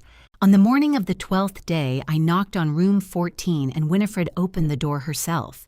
She looked different, not younger. The 20 years she had carried had not been lifted from her face by 3 months of careful medication adjustment, but clearer the way a room looks after the windows have been opened. Her eyes held the particular sharpness of a person who has spent a long time in fog and is still slightly surprised to find that the world has remained in its expected position. She said, "I think today is the day." I had been ready for 10 days. I told her I would make the arrangements. By 8 o'clock, Dr. Mercer had cleared his morning schedule on the grounds of an administrative review, a routine and unremarkable entry in the facility's daily log. By 8:30, Brooke had arranged for a notary from a Hartford firm she had contacted 3 weeks earlier to arrive at the facility as a visiting family services consultant documented in the visitor register under that description. The notary was a woman named Patricia Aldrin 60, who had been briefed by Brooke on the sensitivity of the visit and had agreed to proceed. Her presence was legally necessary under Connecticut evidentiary standards. A written witness statement intended for use in criminal proceedings required both a physician witness and a notary seal to carry full admissibility weight. We gathered in room 14 at 9 o'clock, Dr. Mercer Brooke, Patricia Aldrin, and I. The room was quiet and very still. Winifred sat in the chair by the window with the morning light behind her, her hands folded in her lap, her spine straight. Dr. Mercer read Winifred her rights regarding the voluntary nature of the statement, that she was under no obligation to provide it, that it could be used in legal proceedings, and that she had the right to have an attorney present if she wished. Winifred listened to each point and said she understood. She said she did not want an attorney. She said she had been waiting 20 years to say what she was about to say, and she did not want anything else in the room that might slow her down. Patricia Aldrin prepared the statement form. Winifred dictated. She spoke slowly and without pause, in the careful, organized manner of a woman who had been a librarian for 38 years and knew precisely how to sequence information for an audience. She had been walking home from the public library on the evening of October 14th, 2004, along Cedar Mill Road at approximately 11:30 at night. She had stayed late to finish a cataloging project, a detail she remembered because she had noted it in her personal diary that same evening. She had been on the left-hand shoulder of the road facing traffic, as was correct. She had heard the car before she saw it. Engine running fast, no signs of braking. The car had been a dark blue sedan model, year she estimated as 2002 or 2003. It had struck Emma Marsh, who had been crossing the road 20 yards ahead of Winifred at speed, without deviation. The car had stopped approximately 40 yards past the point of impact. The driver had gotten out. He had walked back toward Emma. He had looked at her for a period Winifred estimated at 30 to 40 seconds. He had then returned to the car and driven away. Winifred had run to Emma and stayed with her until the ambulance arrived. She had seen the driver's face in the illumination of the car's interior light when he opened his door. She had seen it again briefly in the ambient light from a property lamp on the far side of the road when he stood over Emma. She said, "The driver was Garrison Holt. I am certain of this. I have been certain of it since the night it occurred, and I have remained certain of it through everything that has happened since." Dr. Mercer noted the time 9:47. Patricia Aldrin prepared 2 copies of the completed statement. Winifred read both copies from beginning to end without rushing, made one correction, a street number she had initially recalled incorrectly, and then signed both copies in a hand that was slow but completely steady. Dr. Mercer signed as physician witness. Patricia Aldrin applied her notary seal. I held one of the signed copies. The paper was standard weight, the ink ordinary black, the notary seal, a simple embossed circle in the lower right corner. It was in its physical form an entirely unremarkable document. I looked at Winifred and thought about the word ordinary and found it did not apply to a single thing in the room. "What happens now?" Winifred asked. I told her that what happened now required someone who could take what we had and give it a voice that reached beyond this room. Someone who had been waiting 20 years for the same thing she had. She nodded slowly and looked out the window at the courtyard. "Then do it," she said. "Do it before he finds out she's talking." The morning after Winifred signed her statement, I did not go to the art session. I told Brooke I had a headache and preferred to rest in my room, which was the first outright untruth I had told anyone at Sunrise Ridge. She accepted it without question and noted it on her tablet with the same efficiency she applied to everything, and I went back to my room and sat by the window and waited for Calloway. He came at 11 using the fire door at the end of the left corridor that he had propped open with a folded piece of cardboard, a maintenance oversight that had persisted for 3 weeks because he had ensured it persisted. He knocked twice and let himself in, and I saw immediately from the way he moved that something had shifted in the night. He had the particular quality of controlled energy that I recognized from our first conversation in the lounge, the look of a man whose patience has finally found its object. He sat down and told me about Dunbar. Martin Dunbar was 40 years old and had worked at the Hartford Courant for 14 years. Before the Courant, he had been a staff reporter at a smaller Connecticut paper, and it was there in October of 2004 that he had written his first and only story about the death of Emma Marsh on Cedar Mill Road. The story had run in a single edition before being pulled. His editor at the time had told him the sourcing was insufficient. Dunbar had not believed that then, and he did not believe it now. He had kept every note, every interview transcript, every source contact from that original reporting stored in 2 bankers' boxes that had moved with him through 4 apartments and 1 house over 20 years. Calloway had found him through a Hartford PD contact who remembered Dunbar's name from a 2006 inquiry, the same period during which Calloway had received the anonymous phone call warning him to stop investigating. The contact had mentioned offhandedly that the reporter had never fully dropped the story. Calloway had called the Courant's main line the previous afternoon, asked for Dunbar by name, and said 4 words Cedar Mill Road, 2004. Dunbar had told him to come immediately. They had met at a coffee shop on Asylum Avenue 2 blocks from the Courant building at 7 in the evening. Calloway described the meeting with the economy of a man accustomed to debriefing. Dunbar had brought both bankers' boxes. He had spread their contents across the table without being asked. He had not needed to be convinced of anything. He had needed only to be told that the evidence now existed to do what his original story had not been able to do. Calloway told me that Dunbar had a contact at the Connecticut State Attorney's Office, a deputy prosecutor named Raines, who had worked cold cases for 11 years, and who Dunbar had spoken to informally, without specifics, 3 days ago. Raines had indicated also informally that a notarized eyewitness statement combined with certified financial documentation of obstruction payments would constitute sufficient grounds for a formal investigation, and depending on additional forensic evidence, potentially for an arrest warrant. I asked about the DNA envelope from Box 1947. Calloway reached into his jacket and placed a folded document on the table. It was a preliminary analysis report from a forensic laboratory in New Haven, a private firm that Calloway had contacted through his former major crimes network. He had submitted a portion of the sealed DNA sample, with my authorization using the spousal access trust documentation for preliminary typing. The result confirmed biological material consistent with the vehicle impact profile from a 2004 collision. The material had been preserved in a stabilizing medium that maintained sample integrity for periods exceeding 20 years. It was preliminary, not court-certified, but it was enough to support an application for formal forensic analysis under state investigative authority. Theodore preserved it properly, Calloway said. Whoever helped him knew what they were doing. I thought about a man who kept receipts for purchases made decades ago and maintained handwritten logs of conversations he considered significant, and I was not surprised. I asked Calloway what Dunbar's publication plan looked like. Dunbar intended to publish in 2 stages. The first would be a long-form investigative piece in the current Sunday edition, presenting the documented history of the 2004 case, the witness payment records, and the outline of Garrison Holt's financial exposure.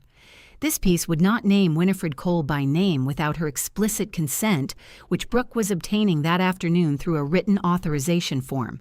The second stage would be a simultaneous release of the certified financial records and the notarized statement to the state attorney's office coordinated, so that the legal mechanism and the public record moved together rather than in sequence.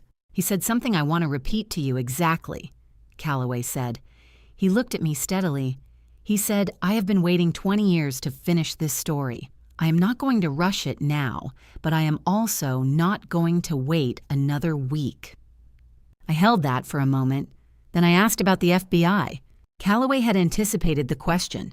The financial records on Brooke's USB drive, he explained, crossed state lines in their documentation. The shell company dissolution had been filed in Delaware, the credit facilities drawn against assets held in New York, as well as Connecticut. That jurisdictional dimension brought the matter within federal as well as state purview. He had already made preliminary contact again through his former major crimes network with an agent at the FBI's New Haven field office. The agent had agreed to an informal evidence review meeting within 48 hours. I looked at the preliminary DNA report on the table between us. I thought about Winifred opening her own door 12 days after I arrived, and about Brooke carrying 2 boxes of her adopted mother's grief on a USB drive no larger than a thumbnail, and about Theodore's voice on a 41-second recording, telling me that what was in box 1947 was enough. When does the 48-hour window start? I asked. Calloway looked at his watch. It started last night, he said, when Dunbar called Rains. Brooke processed the transport paperwork at 1:15 without looking up from her desk. The destination logged was the same Hartford Imaging Center we had used before, a repeat visit documented as a follow-up. She slid the visitor lanyard across the desk, and I took it, and this time her fingers did not pause. She had already given everything she had to give. What remained now was execution. The drive to New Haven took 51 minutes. Calloway drove the same facility vehicle, and the autumn light had flattened to a pale gray that turned the highway and the trees along its edges into something almost monochromatic. I sat with the evidence package in my lap, a sealed manila envelope containing printed copies of Brooke's certified financial records, a copy of Winifred's notarized statement, the preliminary DNA analysis report, and a written summary Calloway had prepared overnight documenting the chain of custody for each item from its point of origin to the present moment. Theodore's digital recorder was included as well, transferred to a standard evidence-grade evidence bag that Calloway had obtained through his former major crimes contacts. The second notebook remained at Sunrise Ridge, secured inside the restoration kit. I had decided it was safer there until the formal investigation was open. The FBI's New Haven field office occupied the upper floors of a federal building on Chapel Street, its entrance marked by nothing more distinctive than a small bronze plaque beside the elevator bank. We were expected. A receptionist confirmed our names against a list and directed us to a conference room on the 4th floor, where Special Agent Holloway was already waiting. He was in his mid-40s, broad through the shoulders, with the particular stillness of a person accustomed to rooms where the wrong word has consequences. He introduced himself as a special agent in the Financial Crimes and Civil Rights Division, shook hands with both of us, and gestured to the chairs on the opposite side of the table. He did not have a recorder running. He explained before we began that this was an informal evidence review, that nothing said in the room constituted a formal statement, but that any documentary evidence submitted would be formally logged and trigger an investigative review obligation under federal procedure. I placed the sealed envelope on the table. Holloway opened it methodically, working through each item in the order they had been arranged, reading without comment. He spent the longest time on Winifred's notarized statement, 4 minutes and 20 seconds, which I counted without appearing to. He examined the notary seal, confirmed the physician witness signature, and set it to one side with a precision that suggested it had passed an internal threshold he had not announced. He reviewed the certified financial records and asked 2 questions: the name of the notarized imaging service in New Haven and the date of Brooks' paralegal review. Calloway provided both from the summary document. Holloway noted them on a legal pad. When he reached the digital recorder, he looked at Calloway. This was inside the deposit box. Confirmed, Calloway said. Spousal access trust documentation on file with First Hartford Bank Box 1947. Chain of custody documented in the summary from point of extraction. Holloway set the recorder beside the statement and looked at me. Mrs. Holt. He said, I want to be direct with you. What you have submitted today is not a complete evidentiary package for a federal prosecution. The preliminary DNA analysis requires court-certified reprocessing. The financial records require forensic accounting verification. The witness statement, while properly executed, will require corroboration. He paused. What it is sufficient to open a formal federal investigation, which is a different and significant thing. I told him I understood the distinction. The Delaware Incorporation and the New York Credit Facility instruments establish federal jurisdiction. He continued, that means this office, not only the state attorney. I will be contacting Deputy Prosecutor Raines in Hartford this afternoon to coordinate jurisdiction. He looked down at the items arranged on the table. I want to ask you one question, Mrs. Holt. Is there any additional material currently in your possession that has not been submitted today? Bravo. I thought about the second green notebook still inside the restoration kit at Sunrise Ridge. I told him there was one additional item currently in a secured location that I would submit within 48 hours once I had ensured its safe transfer. He nodded as though this answer was not unexpected. He reached into a folder and produced a single-page document. This is a formal receipt for the evidence submitted today. He said, itemizing each piece by description and the date and time of submission. He signed it, dated it, and slid it across the table. I signed the recipient line. The time on the document read 3:42 p.m. Calloway asked about protective measures for individuals currently at Sunrise Ridge. Holloway considered this for a moment. I cannot issue formal protective orders based on an investigation that opened 40 minutes ago, he said. What I can tell you is that the submission of this evidence and the opening of a federal investigation creates a legal environment in which interference with any witness or related party would constitute obstruction of a federal proceeding. That is a serious additional charge. He looked at both of us. I would advise the individuals at the facility to behave normally and avoid any action that signals awareness of investigative activity. We stood to leave. At the door, Holloway said, one more thing. There is a charity gala in Manhattan in 4 days. Garrison Holt is scheduled to receive a philanthropic leadership award. He said it without inflection, as a man stating a fact for the record. I mention it because timing in these matters has a way of becoming significant. In the elevator going down, I looked at the receipt in my hand and thought about a man scheduled to stand at a podium in 4 days to accept an award for generosity. I thought about Theodore's second notebook still inside the restoration kit, and about a 41-second voice recording, and about a woman in room 14 who had waited 20 years to say a name out loud. 4 days. The guardianship suspension took 2 days to arrange. Calloway filed the application through a Hartford family court clerk he knew by name, citing a specific authorized outing for medical and personal affairs management, with himself listed as the designated responsible party. The court approved it on the morning of the 3rd day. A single-page order, time-limited to 72 hours, granting Vivienne Holt full civil mobility within the approved period. It was in its bureaucratic plainness one of the most valuable documents I had held since the evidence receipt at the FBI field office. On the 4th day, I put on the only dress I had brought to Sunrise Ridge, a deep charcoal wool, long sleeve, the kind of dress that announces nothing and apologizes for nothing. I had packed it without thinking when Coldwell came to collect me from Ashford Manor, and I had not looked at it since. I stood in the bathroom mirror at Sunrise Ridge at 4 in the afternoon and thought about the last time I'd worn it, which was a board dinner at Holt Capital 3 years ago. And I thought about how different the woman in the mirror looked from the woman who had worn it then. And I decided that different was the right word and not a worse one. Calloway drove. We collected Dunbar at a parking structure on West 58th Street at 7:15. He was carrying a standard broadcast laptop case and a small wireless transmitter in a shoulder bag which he had registered as press equipment through the Current's credentials for the event. The gala was open to invited media, and Dunbar had been on the press list for the Connecticut Philanthropic Leadership Awards for 4 years running. 3 days earlier, he had arranged with the event's AV coordinator to present a 2-minute media segment near the end of the program, a standard practice at philanthropic galas where press outlets contribute highlight reels.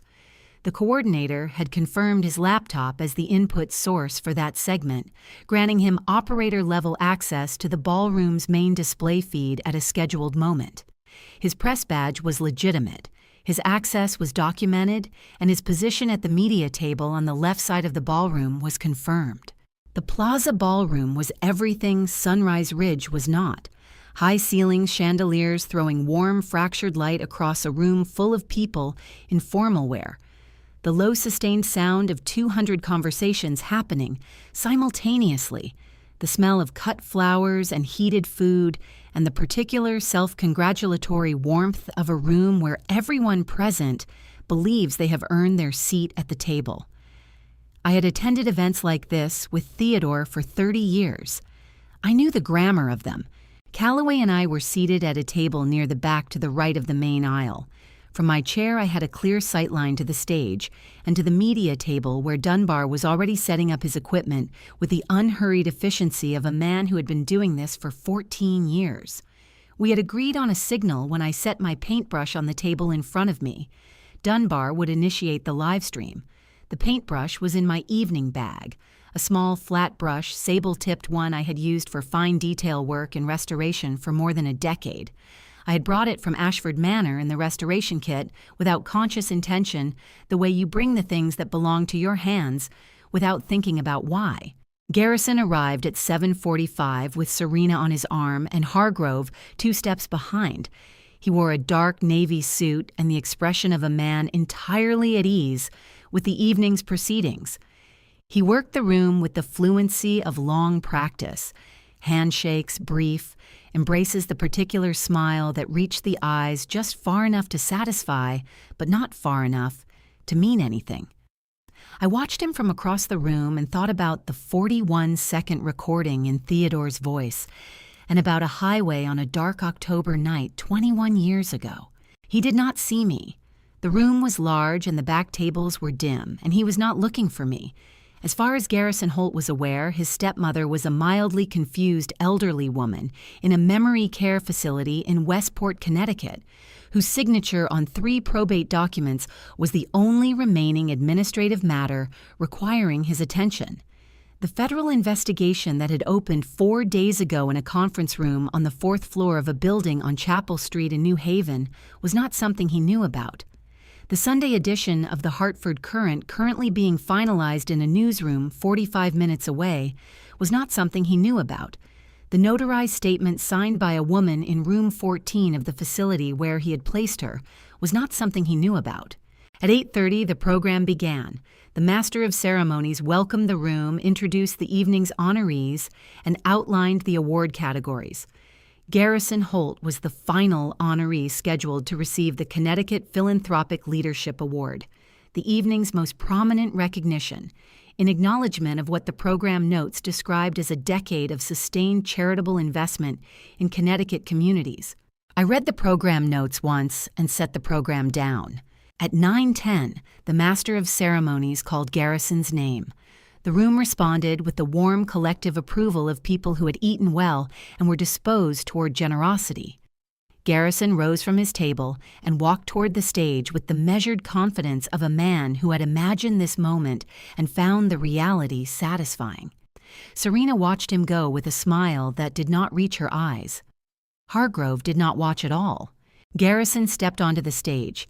He shook the Master of Ceremonies' hand.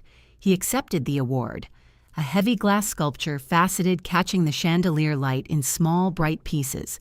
He turned to face the room. I reached into my evening bag and placed the paintbrush on the table in front of me. Across the room, I did not look at Dunbar. I did not need to. I heard beneath the applause the very faint sound of a keyboard. Garrison leaned forward to the microphone and opened his mouth to speak. Before I show you what appeared on those screens and what happened to Garrison Holt in front of 200 people, comment, "I'm ready," below. Because once this moment begins, there is no going back. Please know some elements of this story have been shaped fictionally to serve the larger truth it carries.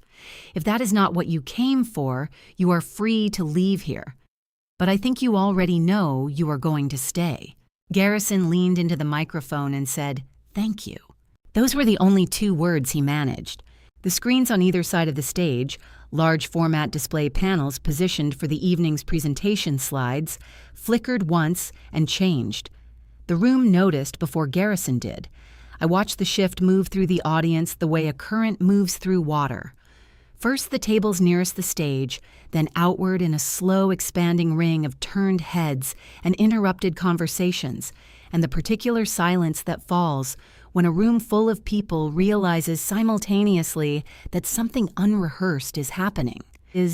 What played on those screens was not long.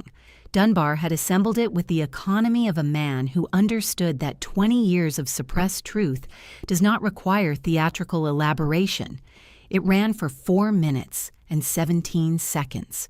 It began with Theodore's voice. The recording was clear, the same 41-second dictation I had played twice in the private viewing room at First Hartford Bank, now amplified through the ballroom speaker system and accompanied on-screen by a simple text transcription so that every word was visible as well as audible. Theodore's voice filled the room lower and slower than the man I had known in health, but unmistakably present. He said what he had said in the bank vault, and the room heard it in complete silence. Then came the documents. Not all of them. Dunbar had selected with precision. The shell company transfer records appeared on screen with the key figures, highlighted the 6 witness payments between 2004 and 2011, the dissolution filing with Garrison's signature, the $6.1 million credit facility instruments drawn against Holt Capital assets. Each document was shown for long enough to be read by anyone paying attention, and the room was paying attention. Then came a single page. White background, black text, the embossed notary seal, visible in the lower right corner. Winifred's statement. Not the full text, but the central paragraph, the one that contained the date, the road, the description of the vehicle, and the final sentence, the driver was Garrison Holt. I am certain of this. I have been certain of it since the night it occurred. The 4 minutes and 17 seconds ended with a title card in plain type evidence, submitted to the FBI New Haven Field Office November 14, 2024. Federal investigation opened. For approximately 3 seconds after the screens went dark, the ballroom was completely silent. Then it was not. Garrison had turned to face the screens at some point during the recording. I could see him from the back of the room. his back to the audience, his shoulders rigid, his hand still holding the glass sculpture award at his side. When the screens went dark, he turned back to the room slowly, and I saw his face from 40 feet away, and I thought about all the years he had spent performing the expression of a man who had nothing to fear from the past, and I watched that expression leave him. Hargrove was on his feet at the side table phone, to his ear moving toward the stage. Serena had not moved. She sat with her hands in her lap and her eyes on the tablecloth in front of her, and I understood from the stillness of her posture that this was not a surprise to her in the way that it was a surprise to the room. That was something I noted and set aside for later. The master of ceremonies stepped forward and said something into a secondary microphone that the room's noise swallowed entirely. They came in through the main entrance and the side door simultaneously. 4 of them in dark suits, moving with the unhurried purposefulness of people who have done this enough times to know that speed is less important than positioning. Holloway was not among them, but the lead agent, a woman mid-30s, dark coat credentials already visible at her lapel, walked directly to the stage with the complete assurance of someone who knows exactly where she needs to be. Garrison watched her come. He set the glass sculpture down on the podium with a sound that carried in the partial silence of the room. He did not run. He did not speak. He stood at the podium with his hands at his sides while the agent reached the stage steps and began to climb them, and I thought that whatever he had told himself over 21 years about the permanence of buried things, he was not telling himself that now.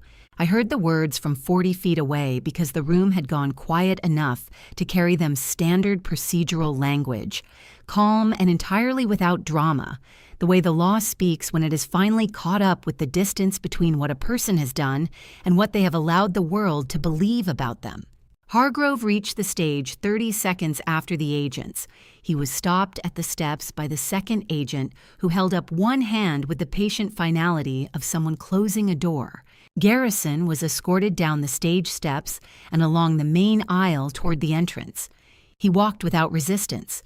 The room parted around them. I watched him pass through the chandeliered light and through the main doors and out of the ballroom, and I thought about a copper key in a desk drawer and a leather-bound notebook behind a crooked painting, and a 41-second voice in an empty bank vault room, and a woman in room 14 who had opened her own door. I picked up the paintbrush from the table and held it between both hands. Calloway sat down beside me. He did not say anything for a long moment. Then he said, "Theodore would have appreciated the timing." I looked at the empty podium and the glass sculpture sitting where Garrison had left it, catching the chandelier light in small, bright pieces, and I said he planned it. 3 weeks after the night at the plaza, I sat in a Hartford probate courtroom and watched a judge sign 4 documents in sequence without looking up between them. The first vacated the emergency temporary guardianship of Vivienne Holt, effective immediately on the grounds that the original petition had been filed under fraudulent medical pretense. Coldwell's geriatric evaluation submitted as the basis for guardianship had been formally reviewed by 2 independent physicians appointed by the court and found to contain fabricated diagnostic criteria. Coldwell himself had entered into a cooperation agreement with the state attorney's office 3 days after Garrison's arrest, providing a full account of the arrangement in exchange for a reduced charge. He was the first thread to unravel, and he unraveled completely and quickly in the way that people do when they understand that the structure they relied on for protection has already collapsed. The second document dissolved the emergency asset freeze that Hargrove had filed against Theodore's estate in the first week following the funeral. Hargrove had withdrawn from Garrison's representation 5 days after the gala and retained his own counsel. His cooperation with federal investigators was, according to Agent Holloway, ongoing and substantive. The asset freeze dissolution restored full administrative control of the estate to Theodore's named executor, a Hartford attorney named Graves, whom Theodore had appointed in the true will, and whom none of us had met until Calloway located the document in Theodore's personal files at Ashford Manor, 2 weeks after the arrest. The third document was the one that mattered most in the strictest legal sense. It was the probate court's formal recognition of Theodore's true will. the version executed 8 weeks before his death, superseding all prior instruments, naming Vivienne Holt as sole primary beneficiary and establishing the moral clause that Theodore had inserted with the particular foresight of a man who had spent 20 years watching what his son was capable of. The clause was precise in its language. Any named beneficiary convicted of a felony offense directly related to the circumstances described in the attached sealed addendum would forfeit all inheritance rights, which would transfer in full to a charitable foundation to be established in the name of Emma Marsh, administered by a board of trustees, to be appointed by Vivienne Holt. Garrison had been charged at federal level with obstruction of justice evidence tampering financial fraud across state lines and unlawful deprivation of liberty in connection with Winifred Cole's placement at Sunrise Ridge. The state charges filed separately by Deputy Prosecutor Raines included felony hit-and-run with resulting death conspiracy to suppress evidence and witness intimidation. The federal charges alone carried a sentencing range that made the question of inheritance academic. He had not yet entered a plea. His newly retained attorney had requested a continuance. None of it changed the legal arithmetic that Theodore had set in motion 8 weeks before he died. The fourth document established the Emma Marsh Memorial Foundation as a Connecticut nonprofit corporation with a founding board of 5 trustees and a stated mission supporting legal advocacy and educational access for families affected by traffic violence and institutional negligence. The estate's $47 million was placed into a restricted trust with the foundation named as sole designated beneficiary, pending the outcome of Garrison's criminal proceedings. Under the terms of Theodore's moral clause, the transfer would complete automatically upon conviction. Attorney Graves estimated the restricted period at 12 to 18 months. The foundation was incorporated and operational from that morning. The money would follow when the law finished its work. The first trustee listed on the founding document was Winifred Cole, whose name appeared in clean black type beside her signature. Written in the same slow and completely steady hand she had used to sign her witness statement in room 14. I had asked Winifred 3 days earlier if she would accept the trusteeship. She had looked at me for a long time before she answered. Then she said, "Emma would have been 30 years old this year." She paused. "Yes, I'll accept." The second trustee was Brooke Callahan. Serena had filed for divorce 4 days after the gala. Her attorney had contacted Graves the following week regarding the scope of marital assets she might claim against the estate. Graves had noted, without elaboration, that she would find very little to claim against a restricted trust. I thought about her stillness in that ballroom and the way her hands had stayed flat in her lap while the room came apart around her, and I decided that whatever she had known, and for how long the law would sort that out in its own time. It was not my accounting to keep. After the judge signed the fourth document and the courtroom began to empty, I sat for a moment without moving. Calloway was in the row behind me. He did not speak. Outside the courtroom windows, the Hartford sky was the flat white of early December. The trees stripped bare the kind of day that offers no softness. Attorney Graves approached and handed me a sealed envelope. Inside was a single page, a formal confirmation of restricted trust placement, the figure printed in full $47 million, held in conditional trust for the Emma Marsh Memorial Foundation, pending criminal conviction, effective the date of the court order. Beneath the figure in a line that carried no legal weight, but that Graves had included at my request, was a notation, per the wishes of Theodore Holt expressed in writing November 2024. I folded the page and held it. Agent Holloway had told me at a brief meeting the previous week that the forensic accounting review of Garrison's hidden credit facilities had confirmed the full $6.1 million in concealed debt, and that the certified DNA analysis, reprocessed at the FBI's forensic laboratory in Quantico, had returned a result that Holloway described with characteristic understatement as conclusive. The preliminary New Haven analysis had been correct. Theodore had preserved the sample properly. He had preserved everything properly. Dunbar's Sunday piece in the Current had run the week after the gala as planned. By Monday morning, it had been picked up by 14 national outlets. By Tuesday, it had generated responses from 3 other families who had filed complaints about Cedar Mill Road area, incidents in 2003 and 2004 that had never been properly investigated. Raines had opened 2 additional inquiries. The story, as Dunbar had said 20 years ago when his editor pulled it, was not finished. It was only now beginning to be told in full. I thought about Garrison standing at the podium with the glass sculpture in his hand. I thought about the particular moment his expression had left him, and I found, examining it carefully from 3 weeks' distance, that what I felt was not satisfaction in the way I might have expected. It was something quieter than that. It was the feeling of a painting returned to its original state after years of being something it was never meant to be. Not triumph, but accuracy.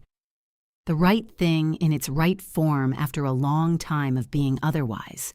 Calloway touched my shoulder lightly and said the car was outside whenever I was ready. I stood put on my coat and picked up the paintbrush from the bench beside me where I had set it when I sat down. I had carried it to every significant room in the past 3 months. I thought it had 1 more room to go. I returned to Sunrise Ridge the following morning, and I took my time doing it. The night before, I had slept at Ashford Manor for the first time in 3 months. I had not called ahead, had not arranged for the house to be prepared, had simply asked Calloway to drive me there after the probate hearing, and had stood in the front doorway for a long moment before I went inside. The house had the particular silence of a place that has been empty long enough to develop its own atmosphere. Not unfriendly, but waiting the way rooms wait for someone who has been away, rather than gone. The difference matters. I had felt it in the quality of the air as soon as I stepped across the threshold. I walked through the house without turning on many lights. I touched door frames and the edges of furniture with the automatic familiarity of a person relearning a language they never forgot. The kitchen was exactly as I had left it. The hallway, the stairs. Theodore's study was as it had been the morning Coldwell came to collect me, with one exception. The landscape painting on the wall had shifted a fraction to the left during the weeks of my absence, the way objects do in empty houses when the temperature changes and the walls breathe. I straightened it. I stood back and looked at it for a long time. The painted hills, the painted light, the surface that had concealed the notebook that had started everything. And I thought about what it means to restore something to its proper position, and whether that is ever the same as restoring it to what it was before it was disturbed. I decided it was not the same. I decided it was better. I slept in our bed for the first time since Theodore died, and I did not dream of anything I needed to escape from. In the morning, I packed only what I had brought to Sunrise Ridge, the restoration kit, Theodore's 2 notebooks placed in the interior pocket of my bag with the same careful precision he would have approved of, and the memory tree which had survived 3 months on a facility windowsill with inconsistent light, and the occasional watering of a woman who had more important things to tend to than soil moisture, and which had continued regardless because some things do not require ideal conditions to persist. They require only enough. Calloway arrived at 8. He had the same quality about him that he'd carried since the night of the gala. A settled steadiness like a man who has resolved something internal that had been unresolved for a long time. We did not talk much on the drive.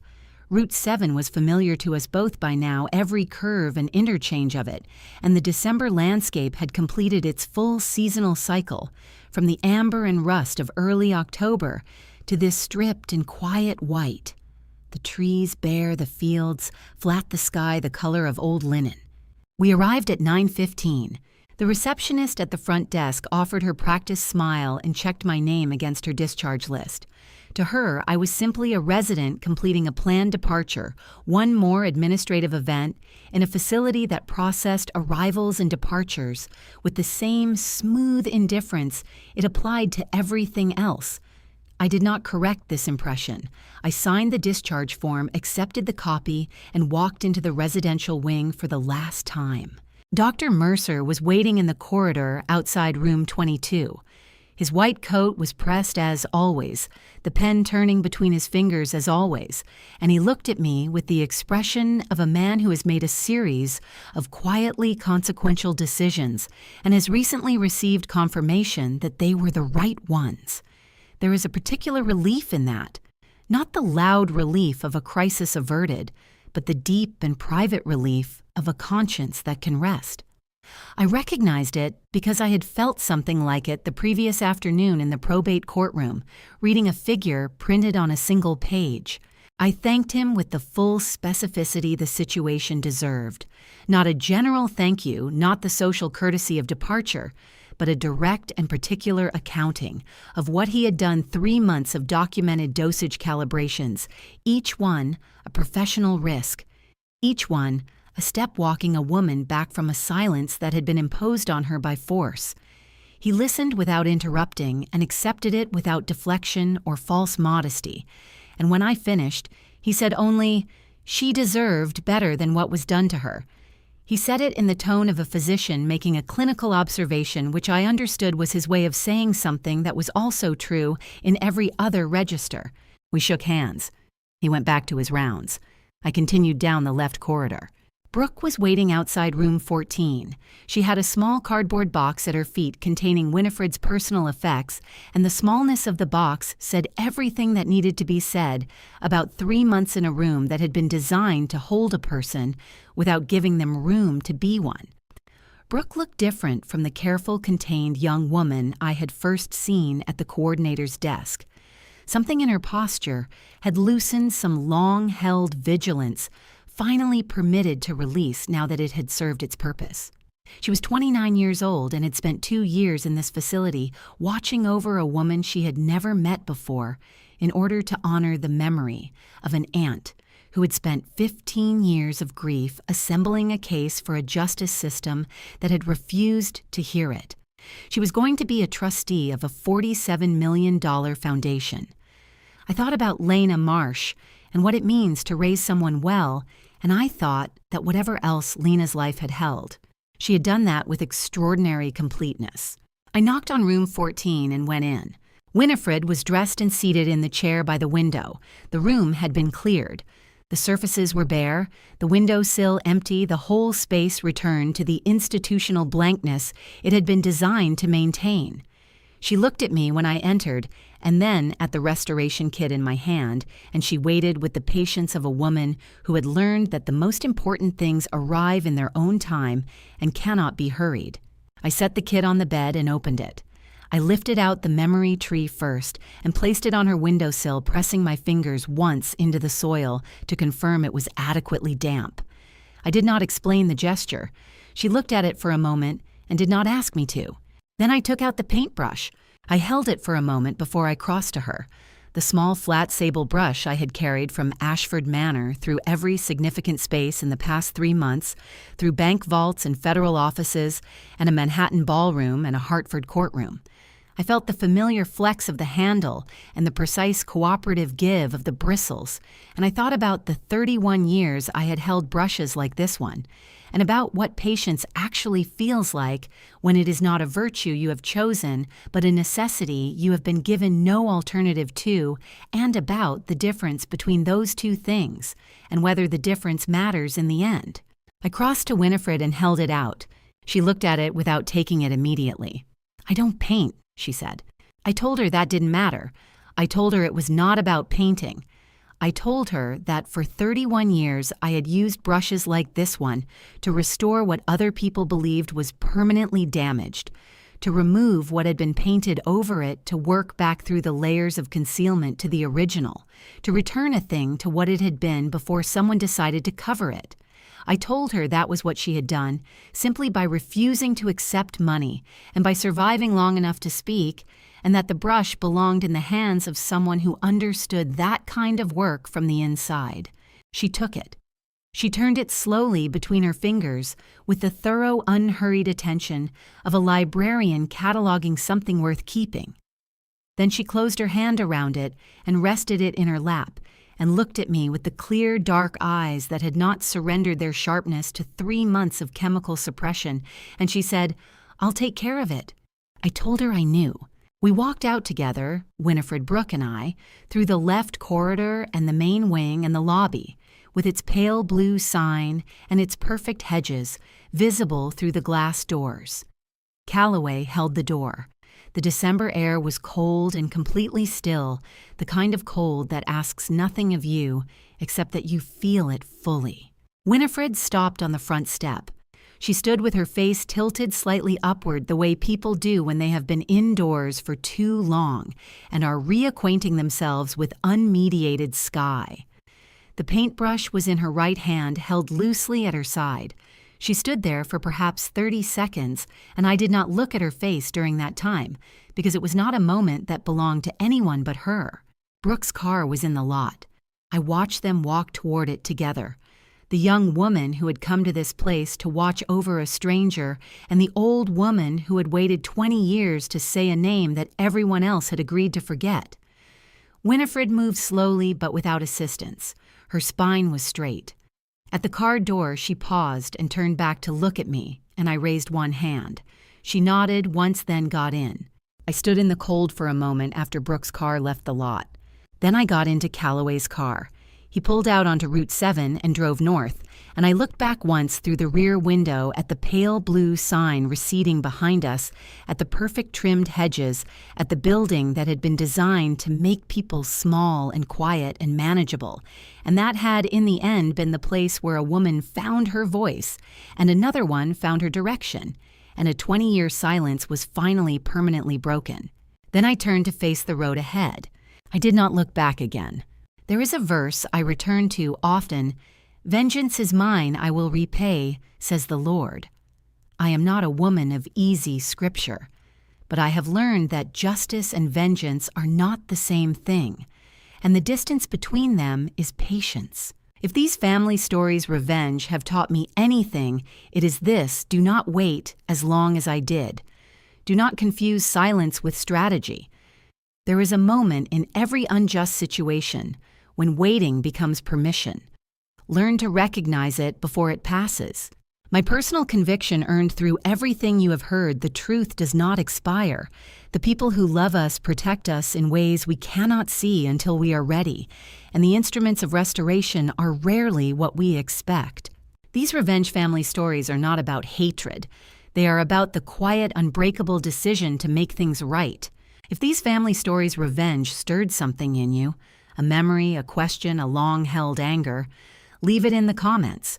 Share this with someone who needs it, and subscribe so the next story finds you before someone else does. Thank you for staying until the last brushstroke. The stories ahead contain some fictionalized elements built purely for reflection and understanding. If that is not what you are seeking today, please step away, find what serves you better, and return when you are ready.